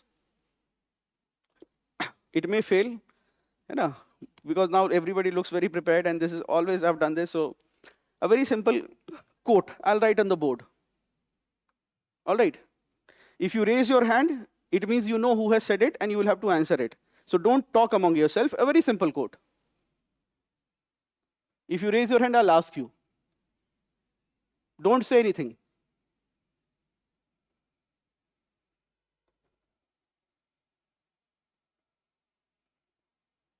So those of you who know who has said it, raise your hands high. All right? Now look around yourself. That number is approximately half. There are half the people who? There are half people in this class who know who has said it. Yeah, fairly, you can put your hands down. But do you say there are half people in this class who? The ones who have not raised their hand, either they are not confident or they probably don't know. You have heard of this quote? Yes, very good. So what happens is, now because it is so obvious, so therefore if you get a question on this, you think this is something that everybody knows, and therefore you don't write who has said it. Right? This is a very common problem. This is what is the problem of obvious truism, without realizing the fact that in humanities, or if you read the Hindu newspaper, even if there is an article on nationalism, they will try to define it or they'll try to analyze the term. And that is half the game often in humanities. People have cleared this exam when they don't know a lot about the topic by analyzing and playing on the keywords. Again, I'm suggesting this before Mains 2023 to people who have studied. Complete freshers in college, if you're watching on YouTube, and don't take inspiration from such guidance. That you define and you play around the word and don't study anything. This is to be done after your studies is done. You've already studied something and there are new ideas. All right, so for example, when you get a question on surrogacy, a lot of students will write that it is a menace to the society and it has led to exploitation of women. All the things are written, all generic things, and I'm not able to decipher whether the student knows the answer or not. So therefore, one thing that you can immediately do in any question is, if you don't remember any quotes, any data, any fact, try to analyze the term. And is as simple terms as possible, which means that it is not further possible to further make it simpler. So how would you define surrogacy? What happens in a surrogacy? In surrogacy, what happens? A biological child is produced through a third person. Very good. That third person is a mother or a woman. All right. And this biological child, his parents can be a woman, है ना, or a couple. All right. Why do they do this? When they are either not able to conceive a child, or in the case of some superstars, when they do not want to conceive a child. Now that is very, so you have to be very clear. Either when they cannot conceive a child or when they do not want to, that is also a case. Right? So therefore, yeah, whatever be the reason. So therefore, when a term like surrogacy comes, you simply do not say surrogacy is the renting of a womb. Right? Surrogacy is renting of a womb. I don't particularly fully get whether you know it or not. A better definition, a more simpler is the bearing of a child in a woman's womb or is another woman's womb on behalf of a woman or a couple who cannot or does not want to conceive. Very simple terms. Now when I'm reading this in the first line, as an examiner, what have you done? You have made my task easy or not? My task is to decide whether this person knows the answer or not. And once I have developed this trust that you know the answer, you see that I will also have a subjective bias. Ye copy is he knows the answer, isko number, let us give him marks, and quickly move to the next copy and go home. Right, this trust. But if you make it further difficult, you have written the first line, it is a threat and menace to the society, and it has led to exploitation of several people. Again, मुझे नहीं समझ में आ रहा, ठीक है कि मैं दूसरा पैराग्राफ पढ़ रहा हूँ. Recently, government has taken steps to regulate it, but more steps need to be taken. ठीक है, मुझे नहीं समझ में आ रहा. ठीक है, generic बात. And see, what will happen is now that when people write these answers, you will write it more. You will write more when you know less. So and you will try to write in a manner such that the examiner is not able to make out whether you know or you don't know. An attempt is what I call obfuscation. And so more efforts need to be taken. And before writing anything further, you will again write suggestions. What is needed? Suggestions we will end up writing regulating surrogacy so that people who are caught in its clutch. Now the person does not know surrogacy. He does not know whether it is a woman or a man. So that people are not caught in its clutches. Second argument will be so that every person, every citizen of this country is able to aspire to equal amount of liberty, equality, freedom. Pura answer ऐसे लिखा हुआ है 2 पन्ने का. Now my impression will be that this person is bluffing. Achha, things have changed in the past few years is that until like 4-5 years back, we clearly saw precedents where if you kind of bluffed, you would get awarded marks. Now we are increasingly seeing that if you write things that you don't know and you try to obfuscate and you write 2 pages on it, you end up getting negative marks. But that is completely, that has been, we are able to see this. And when it happens for 1 year, we don't see it as a happening, but when it happens over the years. So now we have always seen that if a person is in the habit of bluffing and writing these things, then UPSC में अब दिक्कत होने लगी है. Earlier it was not the case. We do see that the commission is not rewarding it anymore. You can't bluff and you can get away with that. Is not that era is over right now. So make sure that you don't do this. You write something, and if you don't know anything, you write just half a page or 1 page. पता चला कि you don't know, so to compensate and fool the examiner, you have written 2 pages and wasted 17 minutes. And then it has come at a compromise to a question which you knew and you only wrote in 2.5 minutes. All right, so this should not be there. So that is with respect to the introduction. With respect to the body, I'll repeat the very basics. In the bodies, it is expected that when I look at your copy, I'm able to make out that where the body begins with. And you should begin your body or directly answering the question in the first page and do not exceed. What I would say is your introduction should get over by the 1/3, maximum 1/3. It should not ever, under any circumstance, exceed half the page. That you have written such a huge introduction that in the first half, if this is your copy, your introduction is fair enough. You write till 25%, till 1/3 of the page. If you don't know anything and you're just, or you have bloated introduction, never exceed 50%. If your answer is not beginning from first 50%, if half the page, then I have lost my interest.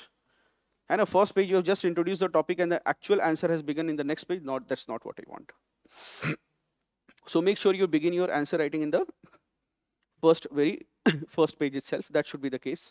Acha. When your answers are written, it should be clearly, vertically, and visibly segregated, which means that when your answer begins, different parts have to be addressed equitably.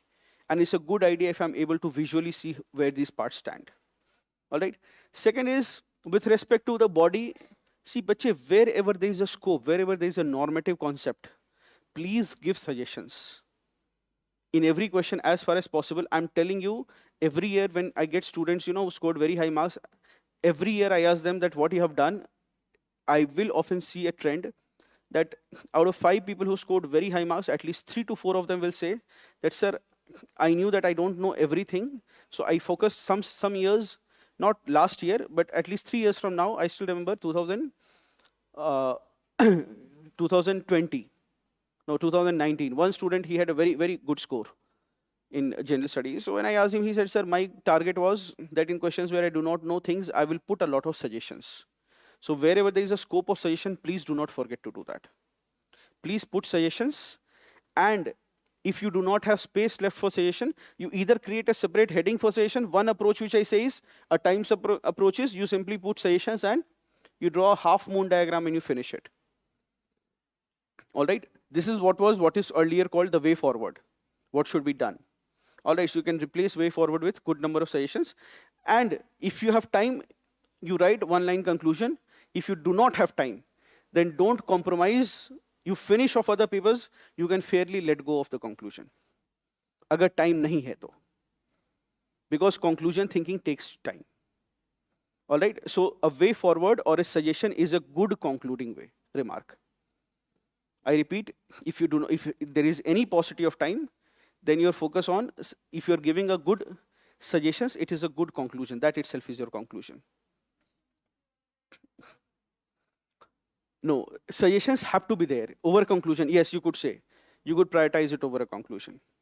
Because a person who's just addressing the question and not, see, this year we had a very good candidate. He has scored something around 300 rank and in a conventional paper, and he's a very famous on social media. He's one of our students. So, and he's very famous on social media with respect to answer writing. So we were expecting him to get under a very good rank. Conventionally, not in a year 2022, but in a year like 17, 18 or 19, he would have gotten under 10 rank. And this year also we were expecting very high marks.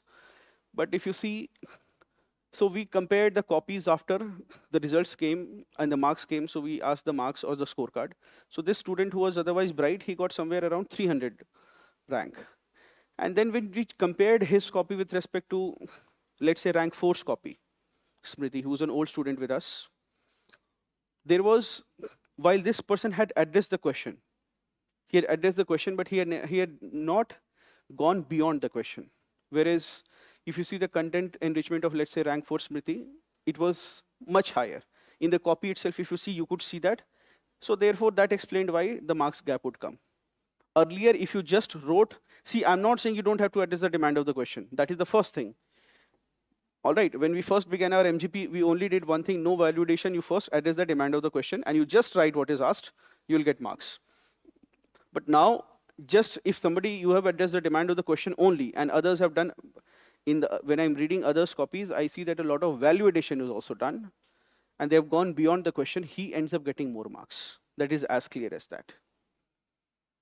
So therefore, so this is with respect to the answer writing stuff. Then with respect to paper completion or time management, see, there are some of us who will see that day our one big challenge is with respect to paper completion. So 2-3 things so you must try to do. The first thing is that bachon, get your hands free by writing. Open test will happen. Forums open test will happen.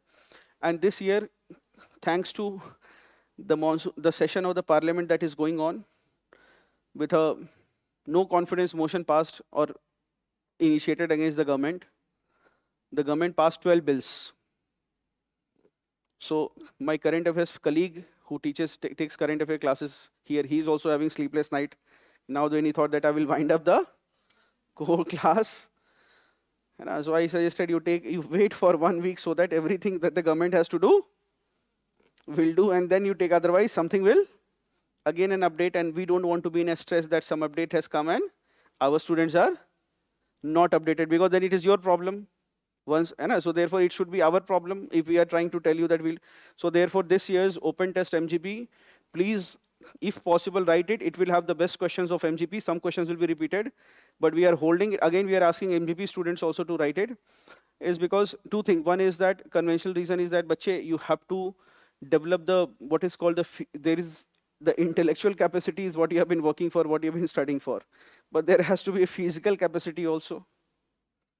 You have a physical capacity to write the exam. First day you have to write an essay, then compulsory paper, then 4 GS papers, then 2 optional papers. So therefore you also have to have the physical capability and the physical stamina. Remember that when how many of you have written the mains before in this class? All right, good number. So some of you, सब सारे दुबले पतले वाले बच्चे बोल रहे हैं mains लिखा है ना? So therefore, if you will realize that in the 4-5 days that the exam goes on, you will develop fever and you will develop, your immunity will go low and उस दिन तबीयत ही खराब होगी. At least for the last 2 years तो COVID हो जा रहा है बच्चों को. Immunity इतनी low हो जाती है at the center also, right?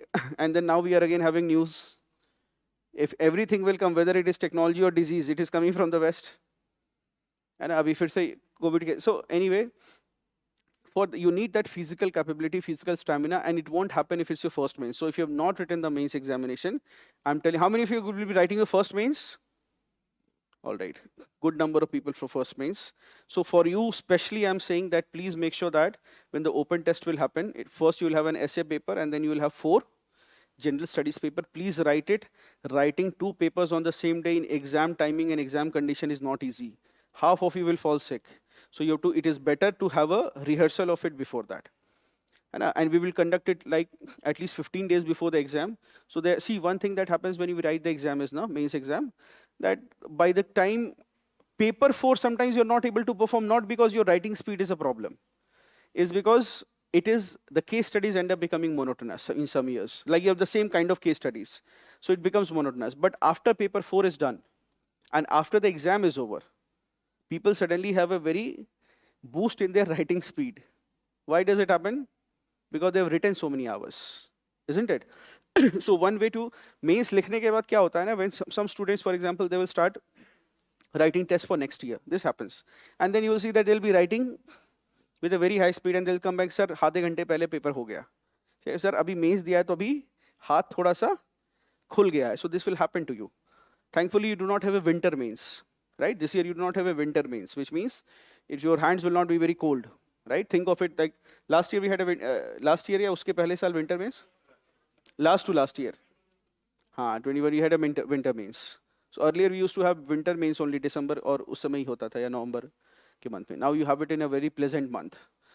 So make sure that there are 2 reasons why I'm saying is, one is that once you have done that practice for those many hours, you have written what is called for 4 days, yes, at least 3 days we'll try to practice here, then your hands will get free and that will give you an additional boost in the mains exam. That is for sure. Don't skip that process. It cannot be skipped. It is a physical stamina test and physical capacity building. And this will only happen by practice. It's not like you can do anything to replace it. कोशिश करना जहाँ पर भी हो, make sure that you write it, especially those who are writing the first mains, because after first mains, a student does not say that I forgot to do value addition. Hey, what will be his primary grievance? Paper छूट हो गया. Then what will be the first question that we will ask? Did you leave the questions that you knew or you did leave the question that you did not know? First timer will say, sir, I left the questions that I knew. जो नहीं आता था उस पर तो 2 पन्ने लिख दिए थे, है ना? उसको थोड़ा सा बचेंगे. Open test दे देंगे. We will get done with our writing. With respect to in the, है ना? So that's one thing you can do. Second is, as I have told you, start solving questions. So now what will happen is now whatever you're solving questions, not writing proper answers like in exam, but scribbling. 3 questions you solve in the morning. Then give it 10-15 minutes and see what value addition or what better you could have done. Once you start doing that now, you will develop a knack, as I've discussed before, and you'll be able to, in the end, what will happen, you will be as good as mains essay writing in a short duration as you were probably in the prelims exam. Though उस समय नहीं लगा था, but अगर लगा है ना, you cross that level, so you were probably good, isn't it? So that you do. Third thing with respect to mains exam is that, if possible, if you really have one is that language issues with respect to your paper, you have trouble, it takes you time to construct sentences. Or, for example, you have very poor English. Or paper completion, you have a hand structure where you cannot write fast, then please diagrammatize your copy. Diagrammatize your copy. Which means that you can make diagrams, flowcharts and everything, make it easy for the examiner, and you can quickly finish, at least in some questions you do that. See, long back, large number of years, इस पर net चलता है, मैं देखता हूँ, कोशिश करता हूँ, if I can show you. So we had one student. So what happened is, yes, I saw it in Quora sometime. तो उनकी copy कैसे थी? It was full of, diagrams, and we had to take a call whether that is how, we have to allow it or not. And if you see, this is how she secured Aprajita. She's put it in public domain. 81 rank she secured. Paper completion में challenge था. So therefore, she could not finish the paper. So therefore, one approach that was approach public participation, minimum governance. उस समय Prime Minister ने ये कहा हुआ था, minimum governance, maximum government. तो उस समय वो चल रहा था. आपके टाइम में क्या चल रहा है? सबका साथ, सबका विकास. है ना? How is participation working? है ना? City and charter, local, whatever she has written. So she diagrammatized her copy. Now this was not done with the intention of any other thing that, oh, I'll score more. It was simply so that I can save time, क्योंकि sir मेरा हाथ उतना नहीं चलता है बाकी लोग I am taking 3.5 hours or 4 hours to complete the paper. So therefore, मुझे लगता है इसमें comment भी किया somebody from Delhi University saying that this is how students are going to coaching and clearing the exam. This is now there is no depth. All these things were there. अच्छा, यहाँ से branding हटा दिया गया है. चलो ठीक है. Yes. So therefore, make sure that you diagram. I'm saying this because there have been several years we have met students, for example, some students from Hindi medium, they changed in their last attempt to English medium and they cleared the exam. So now what will happen when a Hindi medium student will write the paper in English medium? He will have language issues. So how will he clear the exam? He can't write as good as you guys who have been already practicing in English medium or are English medium students. So therefore, whenever this has happened, the Hindi medium students always have gone for a very high diagrammatic representation to quickly save time and communicate the message to them, because they cannot write sentences or full sentences. So therefore, you can go for this. Another, another aspect with respect to answer writing is, bachcho, that when you are writing answers, make sure that this is the 1, 2, 3, 4, 5, 6 से लेकर 10, 11, 12 से लेकर 17, 18, 19, 20. But when you're writing the answers, make sure that, some people will begin with 15 markers. Not a problem. But then what happens is when they come to question number 1 at the end, and let's say as an examiner, I am evaluating your copy from the first question. And what do I see? In the 5th or 7th question, it is fine. But in the first page, what do I see? ऐसे ऐसे करके लिखा हुआ है. गांधी जी ऐसे करके लिखा हुआ है. एक लाइन में मतलब this much you have written only 50 words. Why? Because you're lacking time and you're writing. ऐसे करके कुछ you have written it down. Why? What is your challenge? 4 minutes, 4 questions. Right, first means. A very likely problem. So therefore, when I see that, 4 minutes, 4 questions, when I see that, then that becomes a challenge. So therefore, in the initial, at least, now what will happen in GS paper 1, this will be a problem because GS paper 1 does not have open-ended questions. And it will begin with art and culture. So where you clearly don't know the answer. So if you don't know the answer, maybe write less or leave. But don't write and don't fill with pages trying to bluff the examiner. Let him begin with a second or third question. It is all right, because first question will be very factual sometimes if it is coming from art and culture. And you probably either know or you don't know that. If it is paper 4, then you will definitely write something, but it's paper 1. And okay, so make sure that you are not doing that first few questions. They have to be written properly in a good handwriting. Whatever you can do, see, remember that a good handwriting and well attempt does not often have to do with the time. A big misconception that a lot of students have, that I had less time, so I wrote a poor answer. This does not happen. You write a poor answer when you don't know properly, or your panic mode is there. It has little to do with less time. Why I'm saying this is, people spend sometimes, I see students, what will happen is they have done 4 questions, and 7 into 4, for example, they should have done it in 28 minutes. And what they have done is they have spent 1 hour on the first 4 questions. So, and they will not get as much marks in those questions. They think that I have written very good answers, but when I check the copy, I find it no better than their hurriedly written answer. Achha, what happens in the actual exam is that in a hurriedly written answer, people end up getting, and even when you write your mock test, you will often get more marks in the hurriedly written answer. Why? Because, yes, you write what is asked, you are meeting that demand. Whereas you will write a lot of garbage things, and because you are starting, you come with a mindset that I'll generate points and write those points. And I'll generate points. And and what happens is sometimes your points are very shallow. And so therefore, what happens where you know less, you just write what you know, and therefore you may end up doing much better in answers that, which are written hurriedly. What may happen is you will not have written an introduction, you will not have written a conclusion, but you would have addressed the demand of the question. So therefore, it's not at all a problem, but yes, try to begin, make sure that 1, 2, 3, 4, ye questions achhe rahe, then these questions are good, then these questions are good, and these questions are good. Try to do this somewhat. And don't try to just directly in the exam, you try to implement it in your open test or in your mock test. In the end, when I take a copy, I should not begin with a very poor impression. That the first impression itself is pathetic, that यार किसकी copy मिल गई, मेहनत इसने नहीं की, अब मेहनत मुझे करना है पढ़ने में, ऐसी handwriting है ना? The whole burden of effort is transferred to the teacher.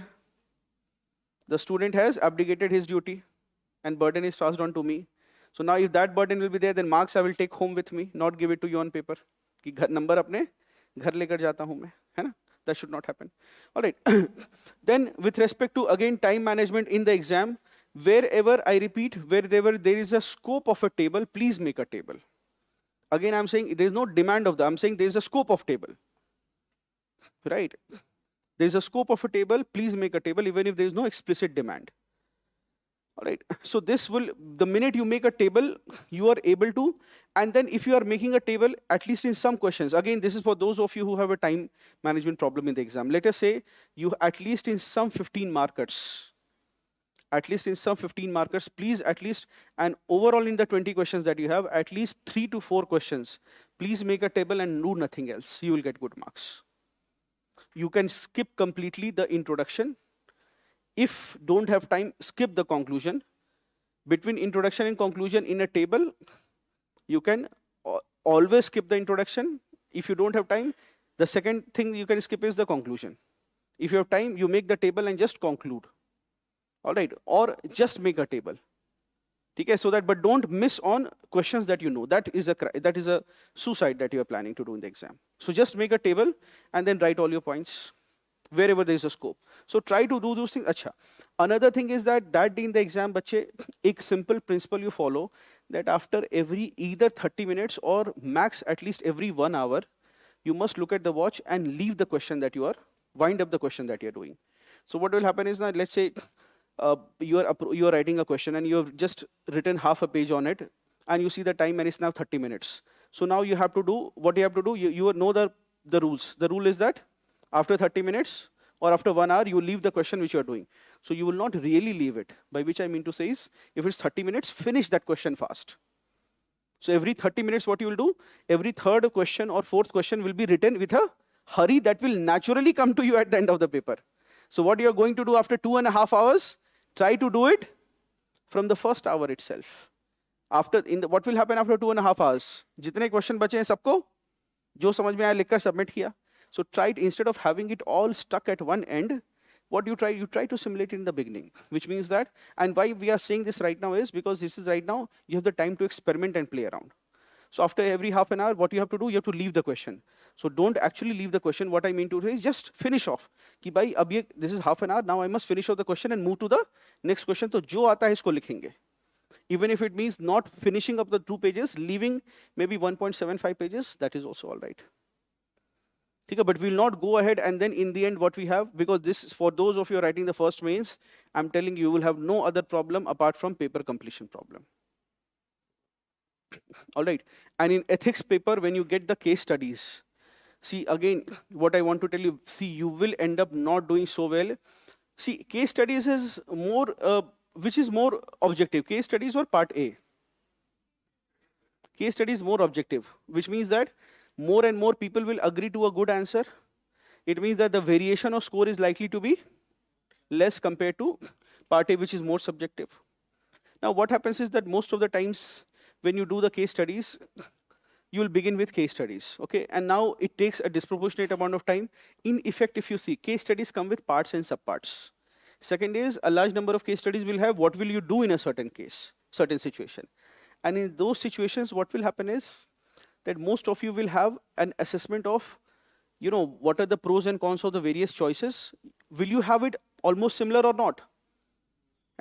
If there is a complaint against your subordinate whom you know to be honest, what are the options before you? They are nearly the same for all of you.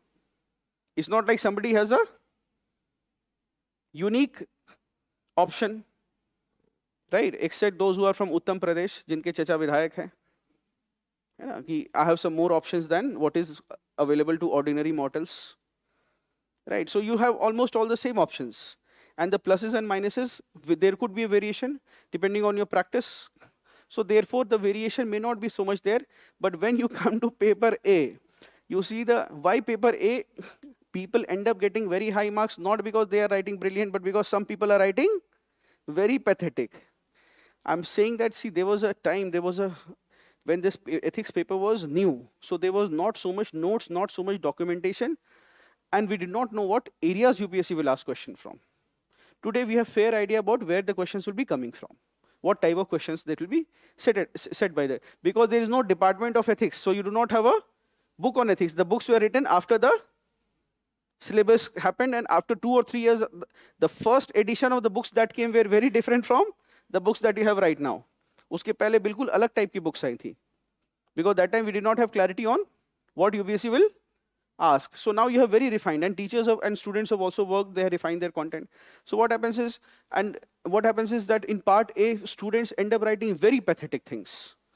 There is certain, even if there is a high subjectivity in part A, at least some sentences or some ideas, they have certain factual meaning. Isn't it? If there is a question on is lying bad or not, and you are writing about lying, then most of you will agree that if you see lying and if you have read on it, what is expected is that at least you read 1 or 2, 3 things on expected questions. So most of you will agree that lying is, is an art of deception. And second is, it takes away what? Others' right to truth. What right is violated? Right to truth is violated.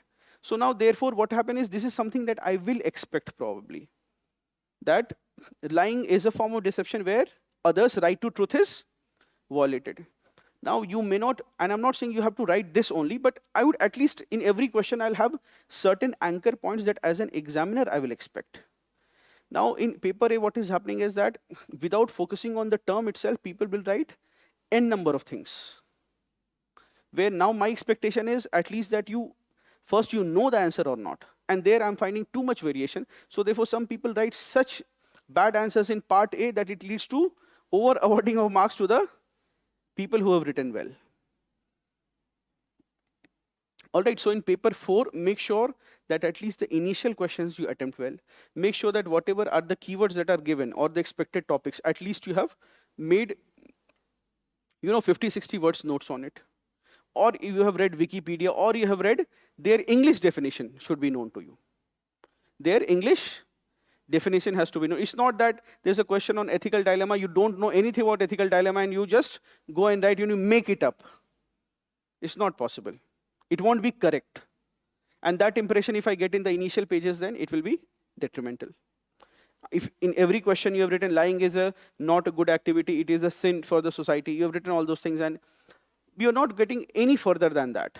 You're not writing something more substantial, like maybe it's a form of deception, it is violating of one's right to truth. Why people lie? You're not writing that also. You're just writing about it. Lying karke pura hai na, you have written a big lie.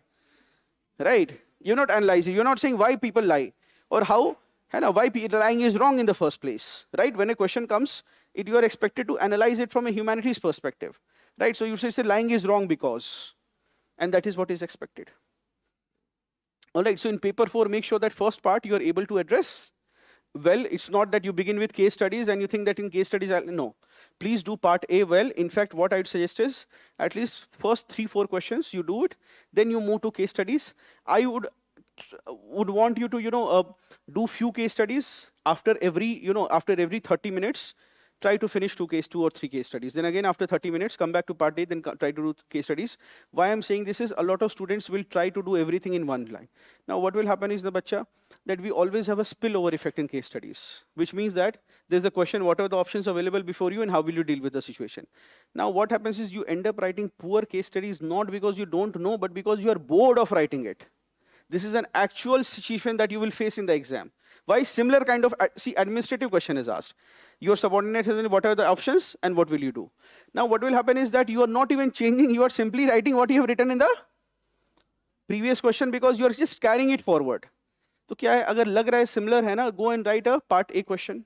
Come back to the state. Now your perspective will change. कुछ नए questions attempt करके आओगे, your perspective. So you'll write something fresh. Otherwise, what will happen is पिछले पन्ना पलटा, वहां से table copy किया. This is the course of action. This is what I will do. Examiner is also sick of checking that paper. That is written the same answer in every. So what he'll do, he'll look at all the pages. See, in MGP or any mock test series, the examiner will probably read all your answers and probably try to see them on the merit.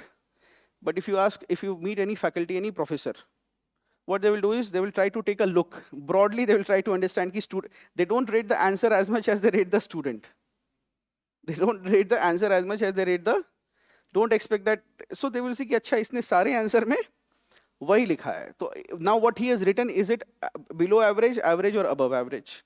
So he'll try to have an averaging tendency and he'll give you marks according to that.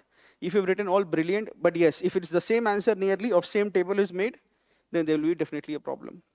जैसे कि इसमें effort नहीं लगाया. See, there are 2 reasons, 2 ways how we score very high marks in the exam. है ना? See, very high score will be somewhere which is based on only on 2 answers. One is the novelty, and the other is the content density, or technically what I'd call effort in simple terms. Very high marks are awarded to these 2 students. So novelty is, you'll see that sometimes when people write their first mains examination, what will happen is they don't know. So therefore, they will write creative answer writing, and they will end up getting very good score.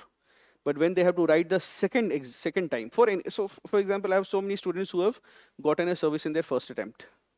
Now, writing the exam in the second attempt and improving will require a hell lot of effort, because you may have a beginner's luck. You have written a lot of novel points because you knew less. And that explains why a lot of times first timers get good. So novelty is one way. In any mock test, the focus will not be so much on novelty. Why? Because there is so much subjectivity in this. For every fresher who has written novel answers and has gotten very high marks, there will be 10 people who have written very novel answers and they have gotten less marks. So in any mock test, or generally, see, our purpose in any answer writing initiative or any mock test series is to convert answer writing. Answer writing is always in humanities seen as an art. And what is the challenge with an art? Some people are artists and others are not. So as a coaching or an academy, what will be the purpose?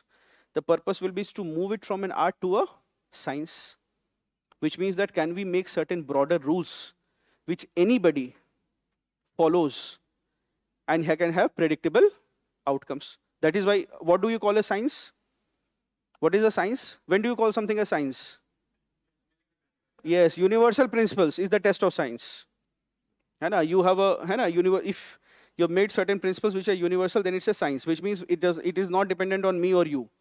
If you follow those principles anywhere in the world, it will work, then it's a science. Otherwise, you are a, फिर वो है बाबा जी का झोला, you are a quack, right? कि ये doctor सिर्फ एक है ना, इसी एरिया में काम करता है इनका technique, right? So therefore, so our effort is anyway to move it from an art to a science and then make it a part of your craft, which is something that is skill that you know. So therefore, how do you ensure that now everybody cannot have an art? Everybody cannot be an artist. So what do? We try to make certain principles, and we try to follow these principles, and we are able to have predictable outcomes on that basis. So therefore, and that is what we try to focus on in content density or effort. See, examiner will give you marks if by looking at your copy, I feel that the student has put a lot of effort, even if he has missed the mark. So this year I was having some, round table with my foundation students. So there was one student, and he got about 100 first rank. So he said that, sir, I said, what did you do different? He said, sir, I didn't used to follow the demand of the exam question. So this time I stuck to the demand of the question. And at that point itself, we had another student, 42 rank, Pranita. It was her first mains. She immediately said, sir, I was writing my first mains. I was in a lot of panic. I don't think I read. I fully understood what was asked in the question. मैंने तो क्या किया कि जो question पूछा था जितना whatever I understood, I did not try to see what was the full demand of the question. I simply wrote what I knew, and I gave a lot of examples, and I drew a lot of diagrams, and she has a 450 plus marks in the mains exam. तो sir मुझे तो बहुत डर था. I did not know what is question क्या पूछ रहा है, मुझे उतना समझ में नहीं आया. मुझे जितना समझ में आया, I do, and I made it. I made a lot of diagrams, I gave a lot of examples, and I collected a lot of data, and I was in Dipin sir's class. तो बहुत सारे data वो लिखाते हैं, वो मैंने उसको डाल दिया. See, so what, but if you look at her copy, you will feel that a lot of effort has been put.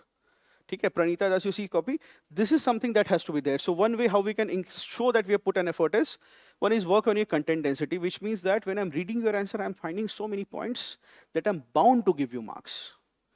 If you have written points, and whether you write it in paragraph format or you write it in point-wise, it does not matter. But even if you're writing in paragraph, see, in paragraph, what will happen is, don't expect that you have written lightweight, you're writing 4 words in a line.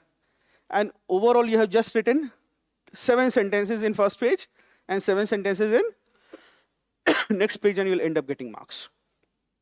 A lot of students have asked that, should we start writing in paragraph format? Don't do it for the purpose of marks. If you have a natural inclination, you do that. If you have been writing like that all throughout, you do that, but then stick to the core demand of the question, which means that use the words of the question in your answer. Don't write a journal or a story or a newspaper article on any topic. It should be answer to the question. That is one. Second is, please do a lot of inline enumeration. Like in the sentence itself, you put ABC. I'm checking your copy. I'm seeing that he or she has written 5 points.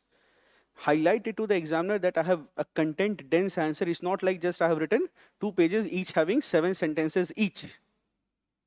And it's so much spread out that it is 7 sentences is taking 1 full page. This approach used to be there when there was no space limit. Earlier, how did we used to write the mains when there was no space limit? Then see, this is the government exam. So if you write like, for one question, if you write instead of 2 pages, if you write 10 pages, there was the convention that you will get more marks.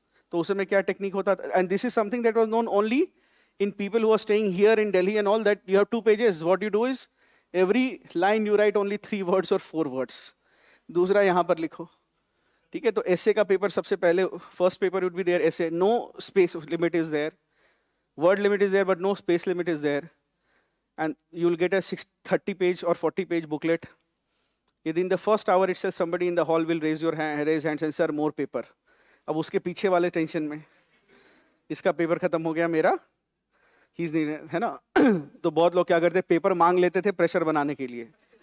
Sir I also need paper, लेके रख लिया, did not use it, at the end give it कि sir paper extra आ गया, है ना. So that was है ना. Now the commission has change the format, you have limited space, you have to make good use of it. All right.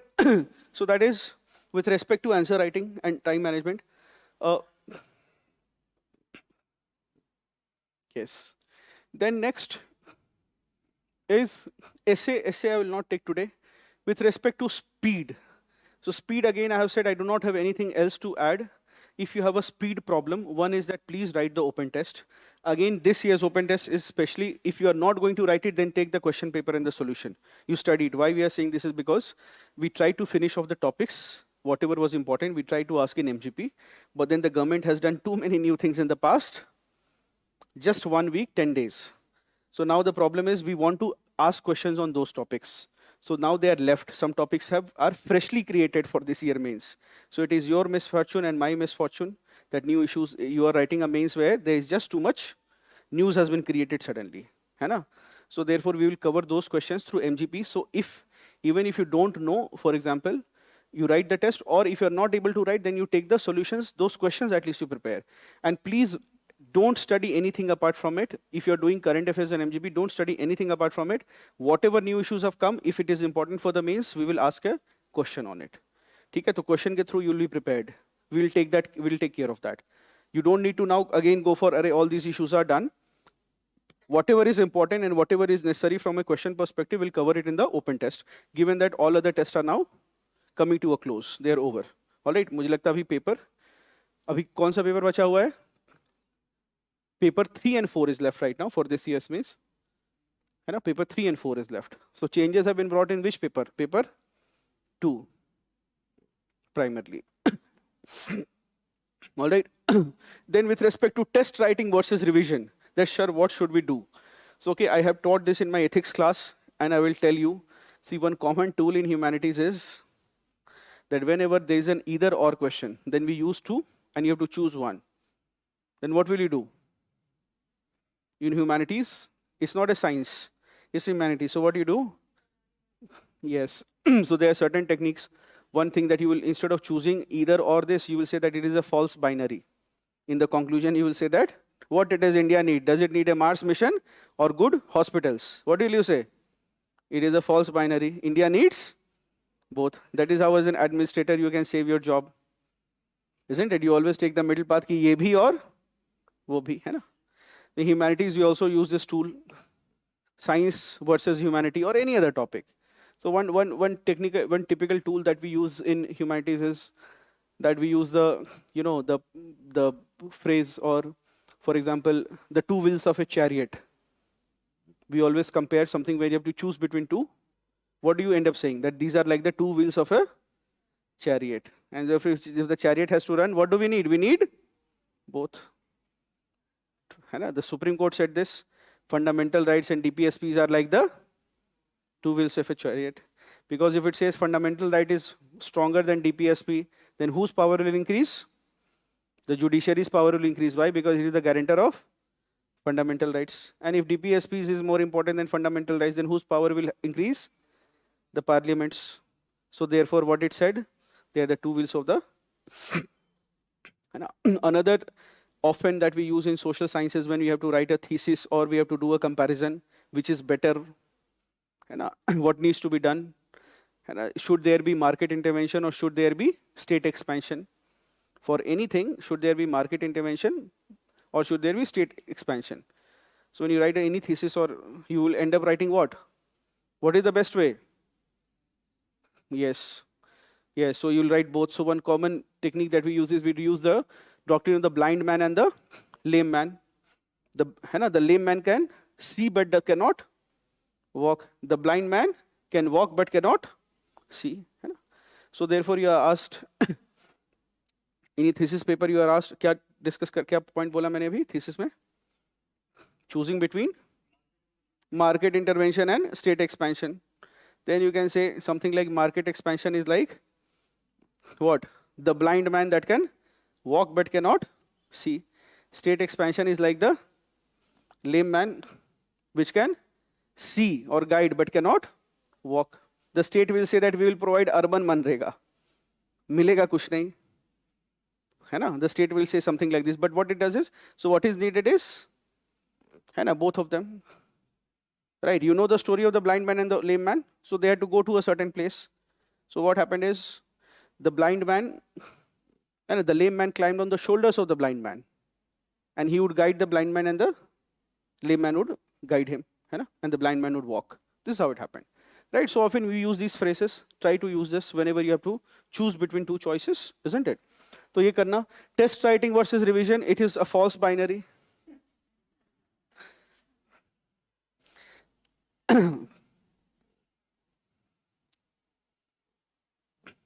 They are like the two wheels of the chariot, without one of them going, the chariot will destabilize. So in the last days, if depending on where you stand, if you are a first timer, See, this is a difficult call to make because everybody's position is unique, but I'll tell you how some people have done it. With respect to test writing and revision, first is make sure that some test identifies some tests which you will not write in exam mode. Which means that you will know the questions, you will know the answers, you will read the solutions, but you will not write it in exam mode. So that what you will do, you will scribble and finish it off. Second good way to finish, you identify some tests कि ये तो नहीं लिखूंगा. The minute you take that weight off, you know, your chest, trust me, you will have a lot of clarity कि यार अब तो 4 बचे, अब तो लिख सकता हूँ. The minute you reduce your task list, see बच्चे एक चीज समझना, if you have created your task list which is so heavy that you're not going to complete it, it's no point. It's better to have a lesser task list and do it well. People don't crack exams because they did too many things. People did crack the exam because they decided to do less things and did very all with all honesty. Okay? And anyway, in the end, you will not be able to do it. So don't have this burden, because once you have a lot of burden on your head now, you will, because your basically attention span is so wide. See, sometimes your attention span becomes so wide now that it's not so much. You have to study too many small, you have to study too many subjects. That itself becomes too much of studies. Sometimes the study load of each subject is not high. Sometimes just the attention span is so high, you have to take care of so many things. They don't require time, but they require attention. They don't require time, but they require attention. So you become like Abhimanyu, caught in the Chakravyuh. That so many fields. So abhi ek do cheez jo karoge in the last days, start identifying which are the areas which you can close. So you have to close like an Abhimanyu. How do you fight? You know that there are 15 warriors. तो सबसे पहले क्या करेंगे? कमजोर warrior को हटाएंगे, because they will be irritants. We'll kill the weaklings first. So for example, you have one tension going on in your head that your modern history, I have not even looked once after the prelims. तो जिस दिन थका हुआ मन होगा उस दिन modern history देख लेंगे. What is the benefit of it now? That if you have not looked at it now, always it will be टक टक टक टक होता रहेगा कि यार एक बचा हुआ है ना? And then what will happen? You will have tremendous stress on the day of the exam because छूट गया वो. So if something is, and now what I'm telling you, it's a good idea that you finish off when you're tired ना someday. तो 3 घंटे का marathon session करो friends के साथ, and चलो एक इस पेज में क्या है, you are saying the next page is somebody else's response. He is saying इस पेज में ये दिया हुआ है. So page number 1 to 10, this friend will summarize quickly looking at the book. Then second friend will take from page number 20 to 40. Then 40 to 60, somebody else will summarize. You try to do that, end that boriyat, or see, discussions are what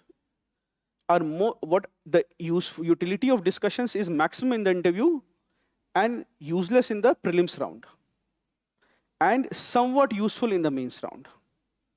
है ना? So if the people who do too much discussions in the prelims don't write mains, ठीक है? क्योंकि उस समय it is an individual battle. Nobody can add to your prelims discussion. Mains discussion, if you do, it is very good. If you have friends, it is good.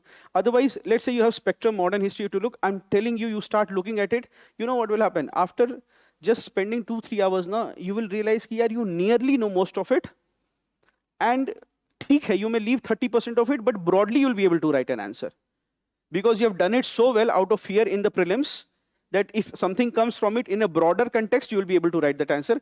Once you have ticked it off, you will be under lot more, you will be much more relaxed.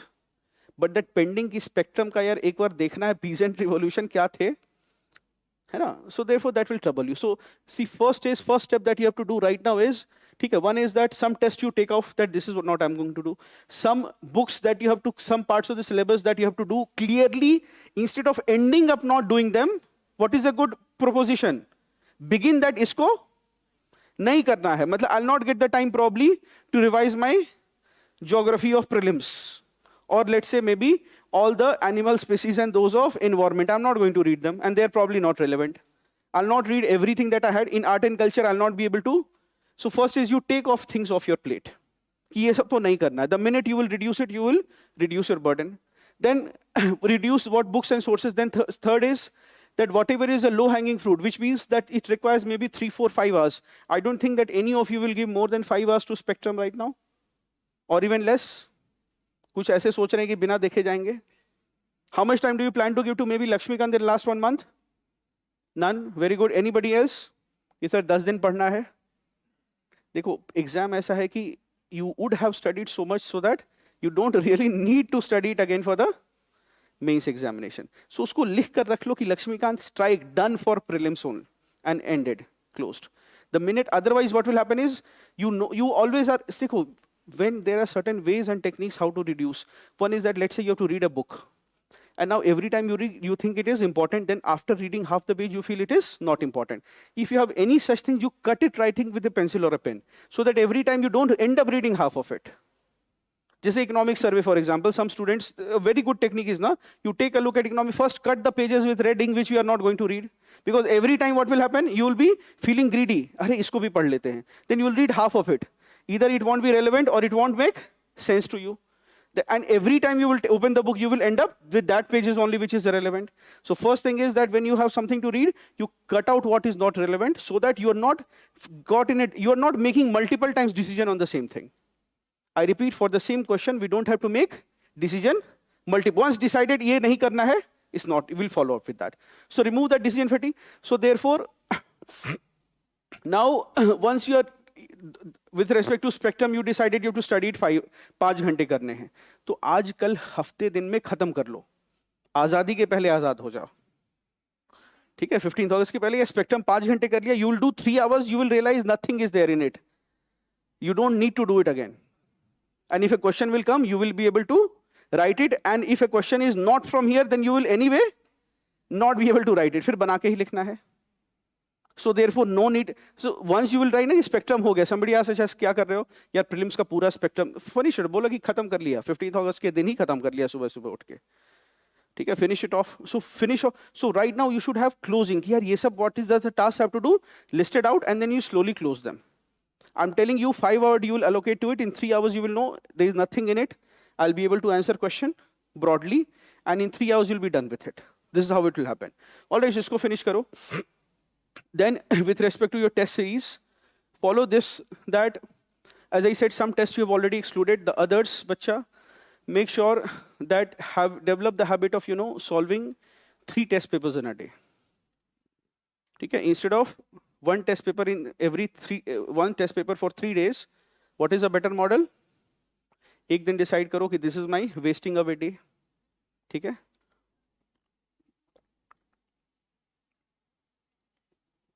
So that day what you decide? That day you decide that I'll write a test from 10 to 1, 2 to 5, and 5:30 to 8:30, and then after that party कर लो. Collapse on your bed and die for the next 12 hours. ठीक है? Have days like that are so rewarding, that you are able to sleep for 10-12 hours. है ना? Your hand should be tired. It should be like अगले दिन पूरे हाथ में दर्द होना चाहिए. इतना लिख लो. ठीक है? एक दिन में 3 टेस्ट लिखो, because even if you write 1 test, rest of the day you are not going to study, or not going to study so well. After that, your mind will be tired. Second is, why I say 3 tests is because I have invariably seen that some of the best students, they'll end up writing, they'll come with, write a GS test, then they'll go and write optional test, then closing time they will write essay test, and they will be dead tired by the time. And in the actual exam also, you will not be writing paper with a very fresh mind. What will be your condition? GS paper 2 you are writing, paper 1 has nearly mauled you because there were too many factual questions. Then in the lunch break, the school that your parents did not come to take you because it was your 3rd mains, and no parents are, है ना? सबको लगता है कि अभी regularly mains लिखता है, right? No, this happens. कि first mains parents will come, जैसे कि बेटा 1 घंटे गाड़ी में बैठ लेना, AC रहेगा, ठीक है? दूसरी बार कहते हैं बेटे AC मत खराब करो, सिर्फ खाना लेकर आए हैं लंच के लिए. तीसरी बार बेटा ऑटो करके चले जाना, खाना वहाँ पैटी मिलेगी, पैटी पी लेना, कोक पी लेना, लाइम जूस पी लेना. So this happens. So that day already what will happen, you will have food issues also on that day. You will get a center where the chairs are, है ना? ये 6th class का center मिल गया. अगर पहले form नहीं भरा है तो किसी तरह टेढ़े बैठकर ऐसे पेपर लिख रहे हो, पहले तो पैर एडजस्ट कर पहले टेढ़ा बैठकर पेपर लिख रहे हो. So you will have other problems also to worry about. You will be hungry, है ना? And sometimes you will be hungry because other person has come with a 5-course menu for the exam. कि इतना खाना उसके घर वालों ने दिया है, तुम्हें भूख लग गई उसको देखकर, है ना? So therefore those, है ना? So therefore that day you will have n number of things, है ना? So what, you will be very tired, you will be low on energy, and that is what you have to simulate. try to write 3 tests in a single day. Writing 3 tests, you will be tired, dead tired, your hands will be paining, so you will develop some hacks that will help you. You know, I was discussing with a very successful cricketer, I happened to meet him, one of the most successful cricketers of this country. So I happened to meet him because of certain common links. So because he was the most successful cricketer of our times, and I got him to interact just like in a certain room, in a hotel room, talking as if like he's not a great cricketer, he's just another person. So we started talking on Bollywood. So I asked this thing that, so we started talking about star kids. So I had this question that, yeah, this person was very fit when he came to the industry, but now he's no longer fit, he's a star kid, which means his father was a very famous actor, and now he is not. And then we ended up talking about, let's say, so this cricketer was once a very famous one, and he's now retired from, he's playing IPL and all, but, and so सही बोल रहे तो फिर क्या हुआ ना कि the question, then I ended up talking about how Shah Rukh Khan has kept himself in shape. So he said something that completely changed my perspective. He said कि देखो यार, these star kids, they were told by their parents कि ऐसे करो, है ना? So therefore they have not developed their own hacks, because their parents got, what is the benefit? The benefit is he will be able to sustain it, whereas others will not be able to sustain his. Why? Because what will happen is his parents, for example, stopped guiding him after some time, and then now he is no longer making films, he's not in films, right? So therefore what I'm saying is, you develop this, what works for you. For example, some of you may develop hand pain, and because of that hand pain you are not writing, so you will require that you may need to take, for example, and some half a pill of something like, what do you say, an analgesic. What is an analgesic? And sometimes 3 questions in the evening broadly. Isko karo, if you have not revised everything. So those of you who have already studied everything, your problem, for example, those who are writing their 2nd or 3rd mains, now their problem will be they don't have much left to study or the interest to study. So you focus on writing, and then through the writing itself, at the end of it, you study those topics and see what value addition I could do. This is anyway, some of you, you're writing the mains. Some of you may have cleared by finishing the first prelims. Some of you may have written 3 prelims. So if you're writing your 3 prelims, what will you do? You will only be solving test papers.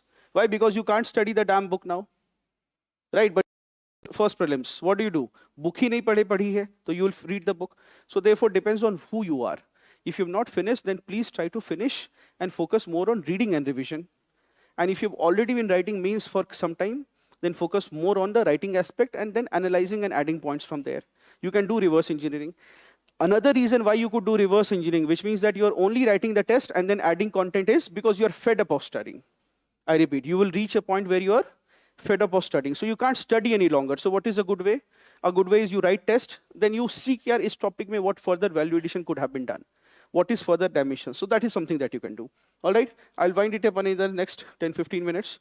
Yes, with respect to time management right now in the exam and during the break. See, right now with respect to time management, one honest advice to all of you will be that bacha, as far as possible, let go of the smartphone. This is the point, the last 30 days. Don't struggle. I meet students after the mains, and for students who end up crying because they did not do as much as they wanted in mains, half the cases will be of people who have been caught because, sir, I was staying alone and I got addicted to the smartphone. I was continuously watching the reels and I was continuously watching YouTube. So some of you may have this problem, and this is something that only you know. Your mentor does not know, not even your guardian or parent knows about it. It is so private and intimate to you that you sit on your bed and whole day you'll be spending 2 or 3 hours. So this is the time where you let go of your smartphone, either change the phone or keep very demarcated hours that this is the time when my phone will be on and it will be off the other time. See, you can't waste time watching YouTube on laptops anymore.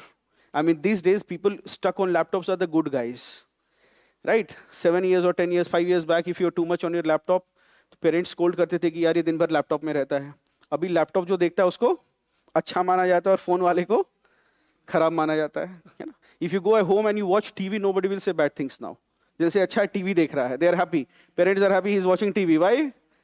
Because if he's not watching, then he will ये reel देखेगा. है ना, TikTok चलाएगा. So therefore this is the time when please fix your number of hours. And what, so you will say, sir, but if I don't know concept, I'm using my smartphone to immediately Google it. And then you will Google it, then you will go to Wikipedia, then you will read the link which is at the bottom, then you will navigate to another page, and after 2 hours you will realize that you are watching Justin Bieber's breakup.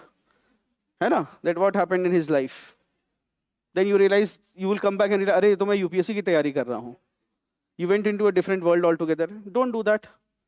You keep, if at all, keep a physical notebook with you right now. If you don't know anything or you want to research on anything, write it in your to-do list. That I have to do research on this. Bharatiya Nyaya Sanhita, इस पर research करना है. So don't Google it because you'll get n number of things right now. You keep it in your task list. You have to read one line on this. All right, nuclear fission. You suddenly think that if fission se question aayega. If you think, for example, write it down and you'll study it later. All right, so don't, and please have a daily internet time, which means that 1-2 hours you will, just because reading from printed material, same time, same things, it will not get inside your head. So for example, whenever there is an issue of current affairs or even a static issue, now you're fed up of reading about civil disobedience movement from Spectrum, go and just Google civil disobedience movement, you read from Wikipedia, you will get different perspective. It will be a light reading, it will not be so exam oriented, it will also take away some of your tiredness. ठीक है, तो ये काम करो. ठीक है, with respect, see, and right now let go of one is the phone aspect, that please limit your phone to no more than 4 hours of on time during the sleeping hours. Not more than 4 hours it should be on. इससे ज़्यादा on रखोगे बच्चे तो फिर क्या होगा ना, mains के बाद you and me will have another session. फिर उसमें यही बात होगी कि कैसे, है ना, फोन एडिक्शन कैसे छुड़ाएं, है ना.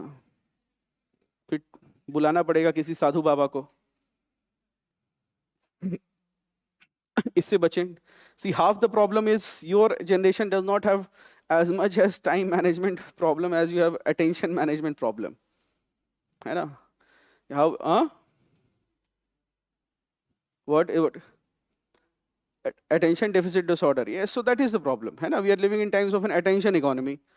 All right, so one is let go of the phone. Second is that bacha, don't misuse the gaps between two events. Let us say this is the time we are spending in having a session and this is the time we have to study. Between those, you reach home and then you decided to study. It's already 8 o'clock. You have your time that, okay, I've come back, it's 8 o'clock, I'll have my meal and then get down to study by 8:30, 8:15. And if you have decided that, then whatever you have to do, you do it immediately. You have to be in some set of urgency mode.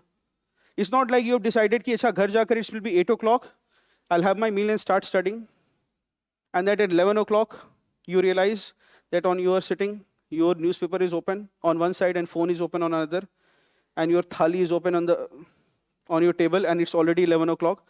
ना तुमने खाना complete किया है ना पढ़ाई शुरू की है और 12 बज गए, अब टेंशन अलग हो रही है. Right, so if you have decided to study after going home from this session, how soon should you study the class? Yes, within half an hour you should study. If you decided to take a nap, you should go and take a nap. There's no problem. But yes, everything should be scheduled, which means that if you're planning to take a nap, you take a nap. It's not that सोचा था पढ़ने का और कर रहे हैं nap. That should not be the case. Hold your horses just for 5-10 more minutes. Just hold your horses for 5-10 more minutes. All right. So therefore, make sure that you ensure do this. Another is that right now when you get tired of studying, please develop a healthy habit of scribbling, especially for your optionals such as philosophy, sociology, anthropology. If you have to study, instead of orally reading it all the time, sometimes you can do these small hacks, like you are walking on the rooftop. अभी छत access मिल जाता है landlord से? हाँ, तो ठीक है तो. So therefore, you take your book, you walk and you read. Sometimes you go to the park, you walk and read. Others, what you can do is you can scribble the whole thing. You can think and you can, this is what is, for example, sociology mein marks have to study. What are the 5 things? Make a circle. You will immediately make a rough sketch that this is with respect to. If you have to study, for example, philosophy, Charvaka, what did he say? You just make something like this. You write something like this and you finish Charvaka. Something, so you can go ahead like that. Then with respect to during the exam, I've told you, bacha, make sure that every half an hour, you make this commitment that I'll leave the question, which means that I'll wind up the question. Especially those of you who are writing the first mains. Try to do it right now. Every half an hour or 1 hour, you think that now in the next 1 minute, I have to finish the question. When you think of 1 minute, you will end up taking 3 minutes. All right, usko wind up karo or shoot it up. Don't end up in a situation which is very common that last 10 minutes are there and 7 questions are left. This is a very common scenario. Don't end up in a situation like that. And during the exam also make sure that during the break don't take any new. Acha, ek cheez aur which you'll have to do right now is that make sure that starting now you start making some rough notes. For example, for paper 2, all the facts and data or the quotation you need, it should be in one place. It should not be scattered, that I have to look through it. Now is the time where for the mains exam, you should have one 15-20 page note. For the paper 3, you should have one 15-20. You already, some of you will be having one pager on one issue. You go through it, and what some people, which I can tell you, is that they will go to the Xerox shop, they will take that A4 sheet, और क्या कहेंगे कि sir उसको 1/4 25%, मतलब हमारे time में क्या होता था बता. So that time digital notes were not there. So what you do is you take that booklet and you tell the Xerox person that sir compress it in 25%. So now 4 pages will become 1 page. So now it will become a lot slim, and then you already know what is the. You don't need to read it in detail, right? You don't need to know what is the. You just need the keywords. So either write it down in 20 pages, or earlier what you used to do is you used to take that 25% करके पूरी book को पतला बना लिया. Now you're just going to tick it and read it one by one and finish it off. So try to do that. This is the time where you make cheating notes, which you actually may use in the exam, but don't actually use it. ठीक है कि उस तरह से notes, the one that you can take before the exam and you can read it in 15-20 minutes. And you should be so, that is what you should do right now. Facts and data for every topic, investment model, or for example, SHG, for NGO. Now a question will come on SHG or NGO. You know that this every year it comes, or pressure group.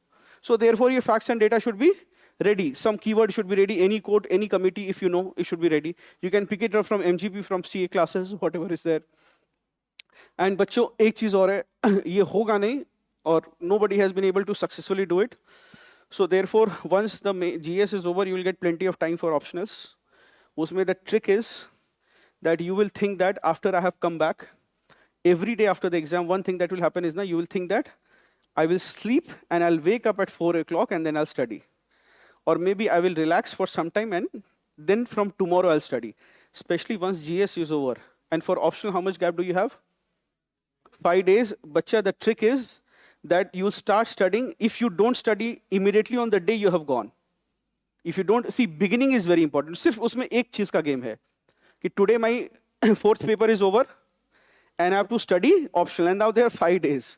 तो उसमें game सिर्फ एक है कि उस दिन अगर आधा घंटा भी हो ना, पढ़ लो.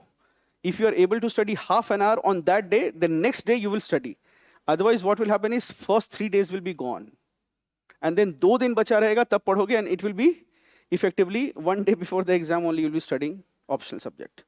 So make sure that even if you don't study, that day you will be tired, right? And you deserve a break after writing 4 papers, GS papers, and optional and this. So therefore, that day, night itself, half an hour, you drink half a glass of milk, take some Chyawanprash, whatever you need to do, take some whatever vitamins, minerals you need, and during this exam, please take some multivitamins. Make sure that you're taking some multivitamins because you will be under stress and you will not be taking proper nutrition also. So whatever you need, but at least you make it a target. If not for anything, you think that sir has said 30 to 40 minutes you study only. That night itself. So क्या होगा ना, you will have an alignment, तुमको पता रहेगा कि पढ़ना क्या क्या है. Otherwise, what will happen? Big challenge. You will forget what you have to study, and then 3 days later, you will wake up कि यार 2 दिन बचे हैं, and now you have optional subject. This annual, see, some people who have cleared, for example, medical science and all, these students, when they'll get selected, now they'll generally be the one, because what happens is their syllabus is a little on the huger size. So they know, पहले से decided है कि these are the 5 days I have to study. इसमें फंसते कौन है? Anthro वाले फंसेंगे, socio वाले फंसेंगे. Why? Philosophy वाले फंसेंगे. Why? Because what is told to them before joining the coaching that it is the small syllabus. So mentally you are having this conditioning कि मेरा syllabus कोई पढ़ भी रहा है तो अच्छा उसका तो फिजिक्स है, उसकी तो किस्मत ही खराब है, राइट? यू थिंकिंग उसका तो मेडिकल साइंस है, ठीक है? तो बाद में क्या होगा ना, वो 5 दिन पढ़ेगा, तुम क्या करोगे? 2 दिन पढ़ोगे. तो specially I am giving this, see knowing is half the game. If you have take anthro है आपका, हाँ, सोशियो है बगल में, एंथ्रो उधर, मैथ्स है, तो ये तो पढ़ेगा, इसको भी पढ़ा लेना एंथ्रो वाले को. नहीं तो क्या होगा, रूममेट है दोनों, वो कहेगा कि अच्छा इसका तो मैथ्स है, he has a liability to study but I have the freedom not to study because I am anthro. ये मत करना, उस दिन आधे घंटे साथ में पढ़ लेना. So you will get a direction because that day you will pick up the realize होगा अरे इतना पढ़ना है. The GS will overwrite your mind. You will forget your optional also. After these many days of writing your mains test, you will forget your कि optional क्या है, सब नया नया सा लगेगा. Because every day you are writing, things are being written on your mind and you are retrieving it, so complete memory format हो जाती है. Operating system थोड़ा हिल जाता है ना? So therefore, make sure that the subject will start looking alien to it. So make sure that, so that day itself, if at night you will see your syllabus, you will realize there are too many things to study, and therefore you will strategize. You will suddenly feel that 4 days are less. Otherwise, what will happen is after 3 days, you will not remember. You will have only one memory that your syllabus chota hai. And then 3 days later, you will realize कि यार छोटा तो है, लेकिन उतना छोटा भी नहीं है. So make sure that you don't waste that time. ये काम नहीं करना. All right. Optional time management. Then with respect to content enrichment, see बच्चे, whatever है ना, this is the time where whatever if you have done current affair classes Dipen sir का, या जहाँ भी आपने notes किए हैं, इसको एक जगह पर है ना, the keywords you combine at one place. For paper 4, I have made these keywords. इसको कोशिश कर लेना, एक बार पढ़ ले, where you can incorporate it. अच्छा, this may not make sense. मैं थोड़ा इसको ठीक है. So make sure that you should have it in one place. It won't happen that you will remember it at random places. You have to collate it right now. You have to collate it. You have to bring it at one place. So you do that content enrichment. Apart from that, so then there is compulsory papers. Yes, bache, there are enough number of people from the cow belt, all right, who have failed in Hindi paper also. And there is only one thing that you need to do for it. Don't do too much also. But please, when you go for your Hindi paper, before that, don't read too much, but solve at least Hindi 1 year's paper and write at least for 2-3 days, please write 1 page in Hindi. You can pick up the newspaper or any Hindi essay and just write it in your own handwriting. This is very important. The only reason why you will flunk, if at all you flunk in this paper, is because you have not, you just ki, "Arey, I will do it, it is Hindi is my mother tongue." Right? You will think like that, or any other language, whatever is your regional language. Now here what problem happens is na, that you don't know, for example, Ram ki gaay. Chalo kuch aur bolo, gaay nahi, anything else? Ram bhi hatao bhai. है ना, कुछ और करते हैं, बताओ. For example, Mahesh. Mahesh भी दिक्कत है, ये भी किसी. रमेश. रमेश की बकरी. हाँ. अब इसमें ये है ना, you can't make a mistake like this that you don't know. If you have not practiced 1 day before, 1 or 2 days before your language paper, then you will be confused कि यार ऐसे है कि ऐसे. ठीक है, this. कुछ बच्चे दोनों मार के जाते हैं कि एग्जामिनर करेक्ट कर ले. ये नहीं करना है. ठीक है. And see, this problem will happen, and what will happen is you'll sweat and you will then at the end of the day you will come back and यहाँ पर आओगे, नजर आओगे. Whenever after a language paper I see a student, I have my oh God moment. Oh God, अब ये गया. क्या हुआ कि सर हर्षिका दीर्घिकार में जाकर वहां जाकर कंफ्यूजन हो गया. एक तो अभी सॉल्व कर लेते हैं. This one is for what? अच्छा, हिंदी में this will be used extensively. This key is for what? This key is for, इस तरफ से belonging का, का means owned by somebody, of. It meaning is of. देखो कुछ बच्चे नोट डाउन कर रहे हैं इसको भी, ये गलती ना हो जाए. And the other is key. This is means that. Ramesh ने कहा कि, या he said that, रमेश ने कहा कि, है ना, रमेश की बकरी चोरी हो गई है, या है ना, something like. So make sure. Other is, another problem in Hindi you will have is practice this. For example, Rishi. How will Rishi be written? ये री है. This will be Rishi. Now if you don't practice these words, तो वहां पर जाकर क्या लिखोगे? ये लिख दोगे, इसमें हो जाएगी दिक्कत. This is why you will flunk in that paper. है ना, Ritu you don't know. ये mistakes, these are some basic mistakes. So if you write 2-3 pages, these words will come. है ना, for example, चांद में you are forgetting that चांद में ऐसे होगा कि बिंदा होगा कि क्या होगा. Don't have those confusion. Then there will be Ritu. Now Ritu will be something written like this, for example. तुम्हें नहीं समझ में आ रहा, तुम बार बार लिख रहे हो ऋतु ऐसे करके, है ना. This is a person's name and this is season. You can write a person's name like that. All right. If you don't like Rishi, if you don't write like that, ऐसे करो. These blunders don't make. These blunders don't make. And चांद लिखना ऐसे होगा. You forgot. लिखा ही नहीं है 10 साल से. लिख कर आ गए ऐसे चांद. Now think of it. ये करते हैं बच्चे, हर साल करते हैं if you do such things, now think from a Hindi professor's perspective, he will suddenly be offended or not. Forget his correct or wrong. He will think, यार ये language को सबसे निचले pedestal पे रखा हुआ इस बच्चे ने, इसको तो fail करना है. Right? You think from a, he's not, and think from his perspective, he will think this person, he has kept this language on the lowest pedestal, whatever is the regional language, whether you write Gujarati or you write Manipuri, whatever. But he will think that this person has kept it on the lowest pedestal. And second, he is also continuously thinking कि यार ये IS बनेगा. And there the judgment goes कि ये चांद ऐसे लिखता है, ऋषि ऐसे लिखता है. ये नहीं करना. I remember once a very brilliant student from Ranchi. And what will happen is so Delhi School of Economics. So बहुत शर्माते he came कि sir mains पिछली बार I did not get. I said scorecard. Now the scorecard that he gave, that score range was not reflecting the marks that were awarded. So I said this is a bogus candidate alert. तुमने mains लिखा नहीं है. Then he said, sir, actually, my Hindi I failed. I got a letter from UPSC that you failed Hindi and therefore your other papers are not evaluated. Okay, so another problem with this language paper is that if you flunk in either of these papers, then your language paper, other papers will not be evaluated. So you don't know where you stand. Matlab, hai na? So therefore, make sure that at least 1-2 days you practice writing, and once you see it, you will recall from your childhood memory, your regional languages. But do this practice, and don't over practice also कि अलग test series join कर ली इसके लिए. That extreme is also not needed. वैसे हम start कर रहे हैं. Alright, so that is also not needed for it. But at least 1-2 days, and if it, remember one thing, that if it is troubling you, you do it today. 15th August को you write an essay. इसको finish करो 15 अगस्त को. है ना? 15th August में you write something in Hindi and just publish it. So you will automatically be clear with these things. All right. So this is then the last thing is ये क्या था GS 13. अभी याद नहीं है मुझे क्या था. ये current developments, as I said, open test will be doing, will covering all the current developments, and your CA faculty will be taking 1 week's break, and then he will cover everything. That is, the onus is on us. The team is already working. Okay, the current developments, you don't need to worry about it. We'll take care of it. See, the developments are also, if you see the legislations, they are so poorly written. मतलब it is लगता है कि वो deliberate effort या फिर so there is no, कुछ नहीं बोल सकते हैं.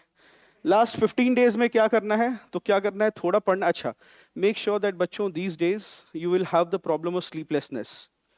जैसे prelims के पहले है ना, नींद बहुत आती है, और मेंस के में क्या होता है? रात में नींद कम आनी शुरू होती है. You are thinking one negative thought will come. So few things that you can start doing immediately is, one thing that at least do enough physical exercise, because right now your mind will be active. And unfortunately, the mind generally does not get tired. Like mind becomes more alert when it does a lot of work. It's not like the body gets tired. If you subject the body to a lot of work, the body will get tired and say, अब बस. Mind के साथ क्या होता है? Sharpness increases. So therefore, make sure that every day you are doing enough physical activity commensurate with your mental activity, such that at the end of the day, you are physically tired also. Don't be in this position that your body is not physically tired and your mind is, you are having some negative thoughts and you are not able to sleep. You should be tired enough by the end of the day so that you are sleeping. If at all, some of you who are suffering from some sort of negativity, any sort of depression, anything, I'd honestly suggest that try to have a sleeping hour where you sleep by 10 o'clock or something. Switch off your phone, start that healthy habit of sleeping early and waking up early in the morning. Because at night, if you get one negative thought, then 4 hours will be gone. रात भर पसीने में वही सोचते रहोगे कि ये हुआ तो क्या? You are all, everything is going and suddenly negative thought will come that you have not done Hindi. अब 2 बजे रात में वो सपने आ रहे हैं कि Hindi is flunked. ठीक है? Now your whole night is gone because of that. You don't have to win every day in the next 30 days. Your ability to succeed and win will depend on your ability to not succeed on some days and your ability to handle loss. There will be days when you will not be your best. There will be days when you will feel like a failure, कि आज कुछ नहीं हुआ. But that's a part of winning, handling those bad days. We have reached a point where your adversity quotient will matter a lot. What made you successful in prelims won't make you successful in mains. The same skill sets, है ना, कि दिन रात पढ़ते रहो, that is probably not needed. A lot of recall is needed. Maybe a discussion with friends is needed. So I'm telling you, in the last 30 days, a lot of things will determine how you perform, and it will not only be hard work. It will not only be hard work. Mental resilience will be a bigger factor right now. मतलब अभी क्योंकि ऐसा सोचो ना, mains exam is a little open ended. You get opportunity to put everything that you know, plus there is nothing fully wrong or fully correct in the mains compared to the prelims, where you don't know means it's zero. Here, even if you don't know, you can change the game. And that is how a lot of people who are writing their first mains first attempt will be getting through. Okay, so therefore it's not only studies that will make, अगर थोड़ी पढ़ाई कम भी हो रही है, it's not to worry about. मतलब इन चीजों को बांध लो कि ये पढ़ाई is not the only thing that is going to matter. जो पढ़ाई करनी थी हमने कर ली है, लेकिन फिर भी अगर हम पढ़ाई करें, if you are studying, then what is the reason? For your own mental peace. And if nobody will be able to do everything, है ना, nobody will be able to do everything, so you decide what you will not be able to do. छोड़ दो कि यार art and culture नहीं हो पाएगा, जो होगा सो प्रीलिम्स के बेसिस पे वी विल राइट. तो एमजीपी में जो क्वेश्चन दिया है, we will do that on basic PYQ. Will do कि भाई गंधारा एंड अमरावती एंड इसका टेबल आता है, उसके beyond will not be able to do. It is fine, accept it and focus on what you know and focus on your strengths right now. Next 30 days, don't down yourself worrying. जितना work कर सकते हो to the best of abilities. Have a good night sleep. आराम से लो. Decide, and if you go for a party or a buffet sometime, there will be some people who will take too many things on their plate. है ना, कभी देखे हो plate पर बहुत सारी चीजें ले लेते हैं. Then what happens? The plate becomes heavy. फिर कैमरे वाले आ जाते हैं, तो क्या करता है फिर वो रसगुल्ला हटाता है ना, कि भाई रसगुल्ला और चिकन दोनों एक साथ लिया हुआ है ना. इतना लालच है कि चावल के ऊपर दाल भी डाला है, फिर शाही पनीर भी डाली है, फिर मटन की ग्रेवी भी डाल ली है. Right, so therefore, when your plate gets too heavy, what is the solution? The solution is to let go of a couple of things. ठीक है, remember going ahead, you have to make your own life and tasks easier and feel successful on a regular basis. Not to do too many things. और जैसे है ना, अब चीजों को close करो और wind up करो. Not needed to read too many new things. जितनी पुरानी चीजें उसको revise करो. It will take you less time, and focus on things that make you feel good, that increase your confidence. Mains exam is not like the prelims exam. The mains exam, heroes will emerge just like that. Your ability to maintain a calm mind and do your best will be mattering a lot, even in questions that you don't know. ठीक है, तो कोशिश ये करना कि बहुत अच्छे से, अगर कम पढ़ाई हो रही है, because there will be every year there will be people who say, sir, this time I did not study at all. Last time मैंने बहुत पढ़ा था, I did not get through. This time I didn't study, I got 5th rank. People will be there. इस पढ़ाई नहीं हो पाई थी मेरी. That is the opportunity you will get in the mains. अब इसका मतलब नहीं है कि पढ़ाई छोड़ दो, कोई एक्सट्रीम्स नहीं करो. वीक में एक दिन टेस्ट लिखो. Let go of some of the tests. Instead of having कि इतने सारे test and worrying about it whole day and whole night कि यार क्या हुआ. And don't save any test right now. If you have not written test, start writing. Don't save it for the future has come. ठीक है, यही जिसको कहते थे ना कि लास्ट में करेंगे, तो लास्ट आ चुका है, यही अंत है ना. This is the end. तो इस एंड को अच्छे से क्लोजिंग करो. You have begun well, you have put so much effort, you have studied for 1-2 साल कम से कम पढ़ाई की होगी, तब जाकर आज यहाँ पहुंचे हो. Make good use of it and do very well. All right, my best wishes to all of you. खूब पढ़ाई करो, खूब अच्छा करो. चलो, बेस्ट विशेस.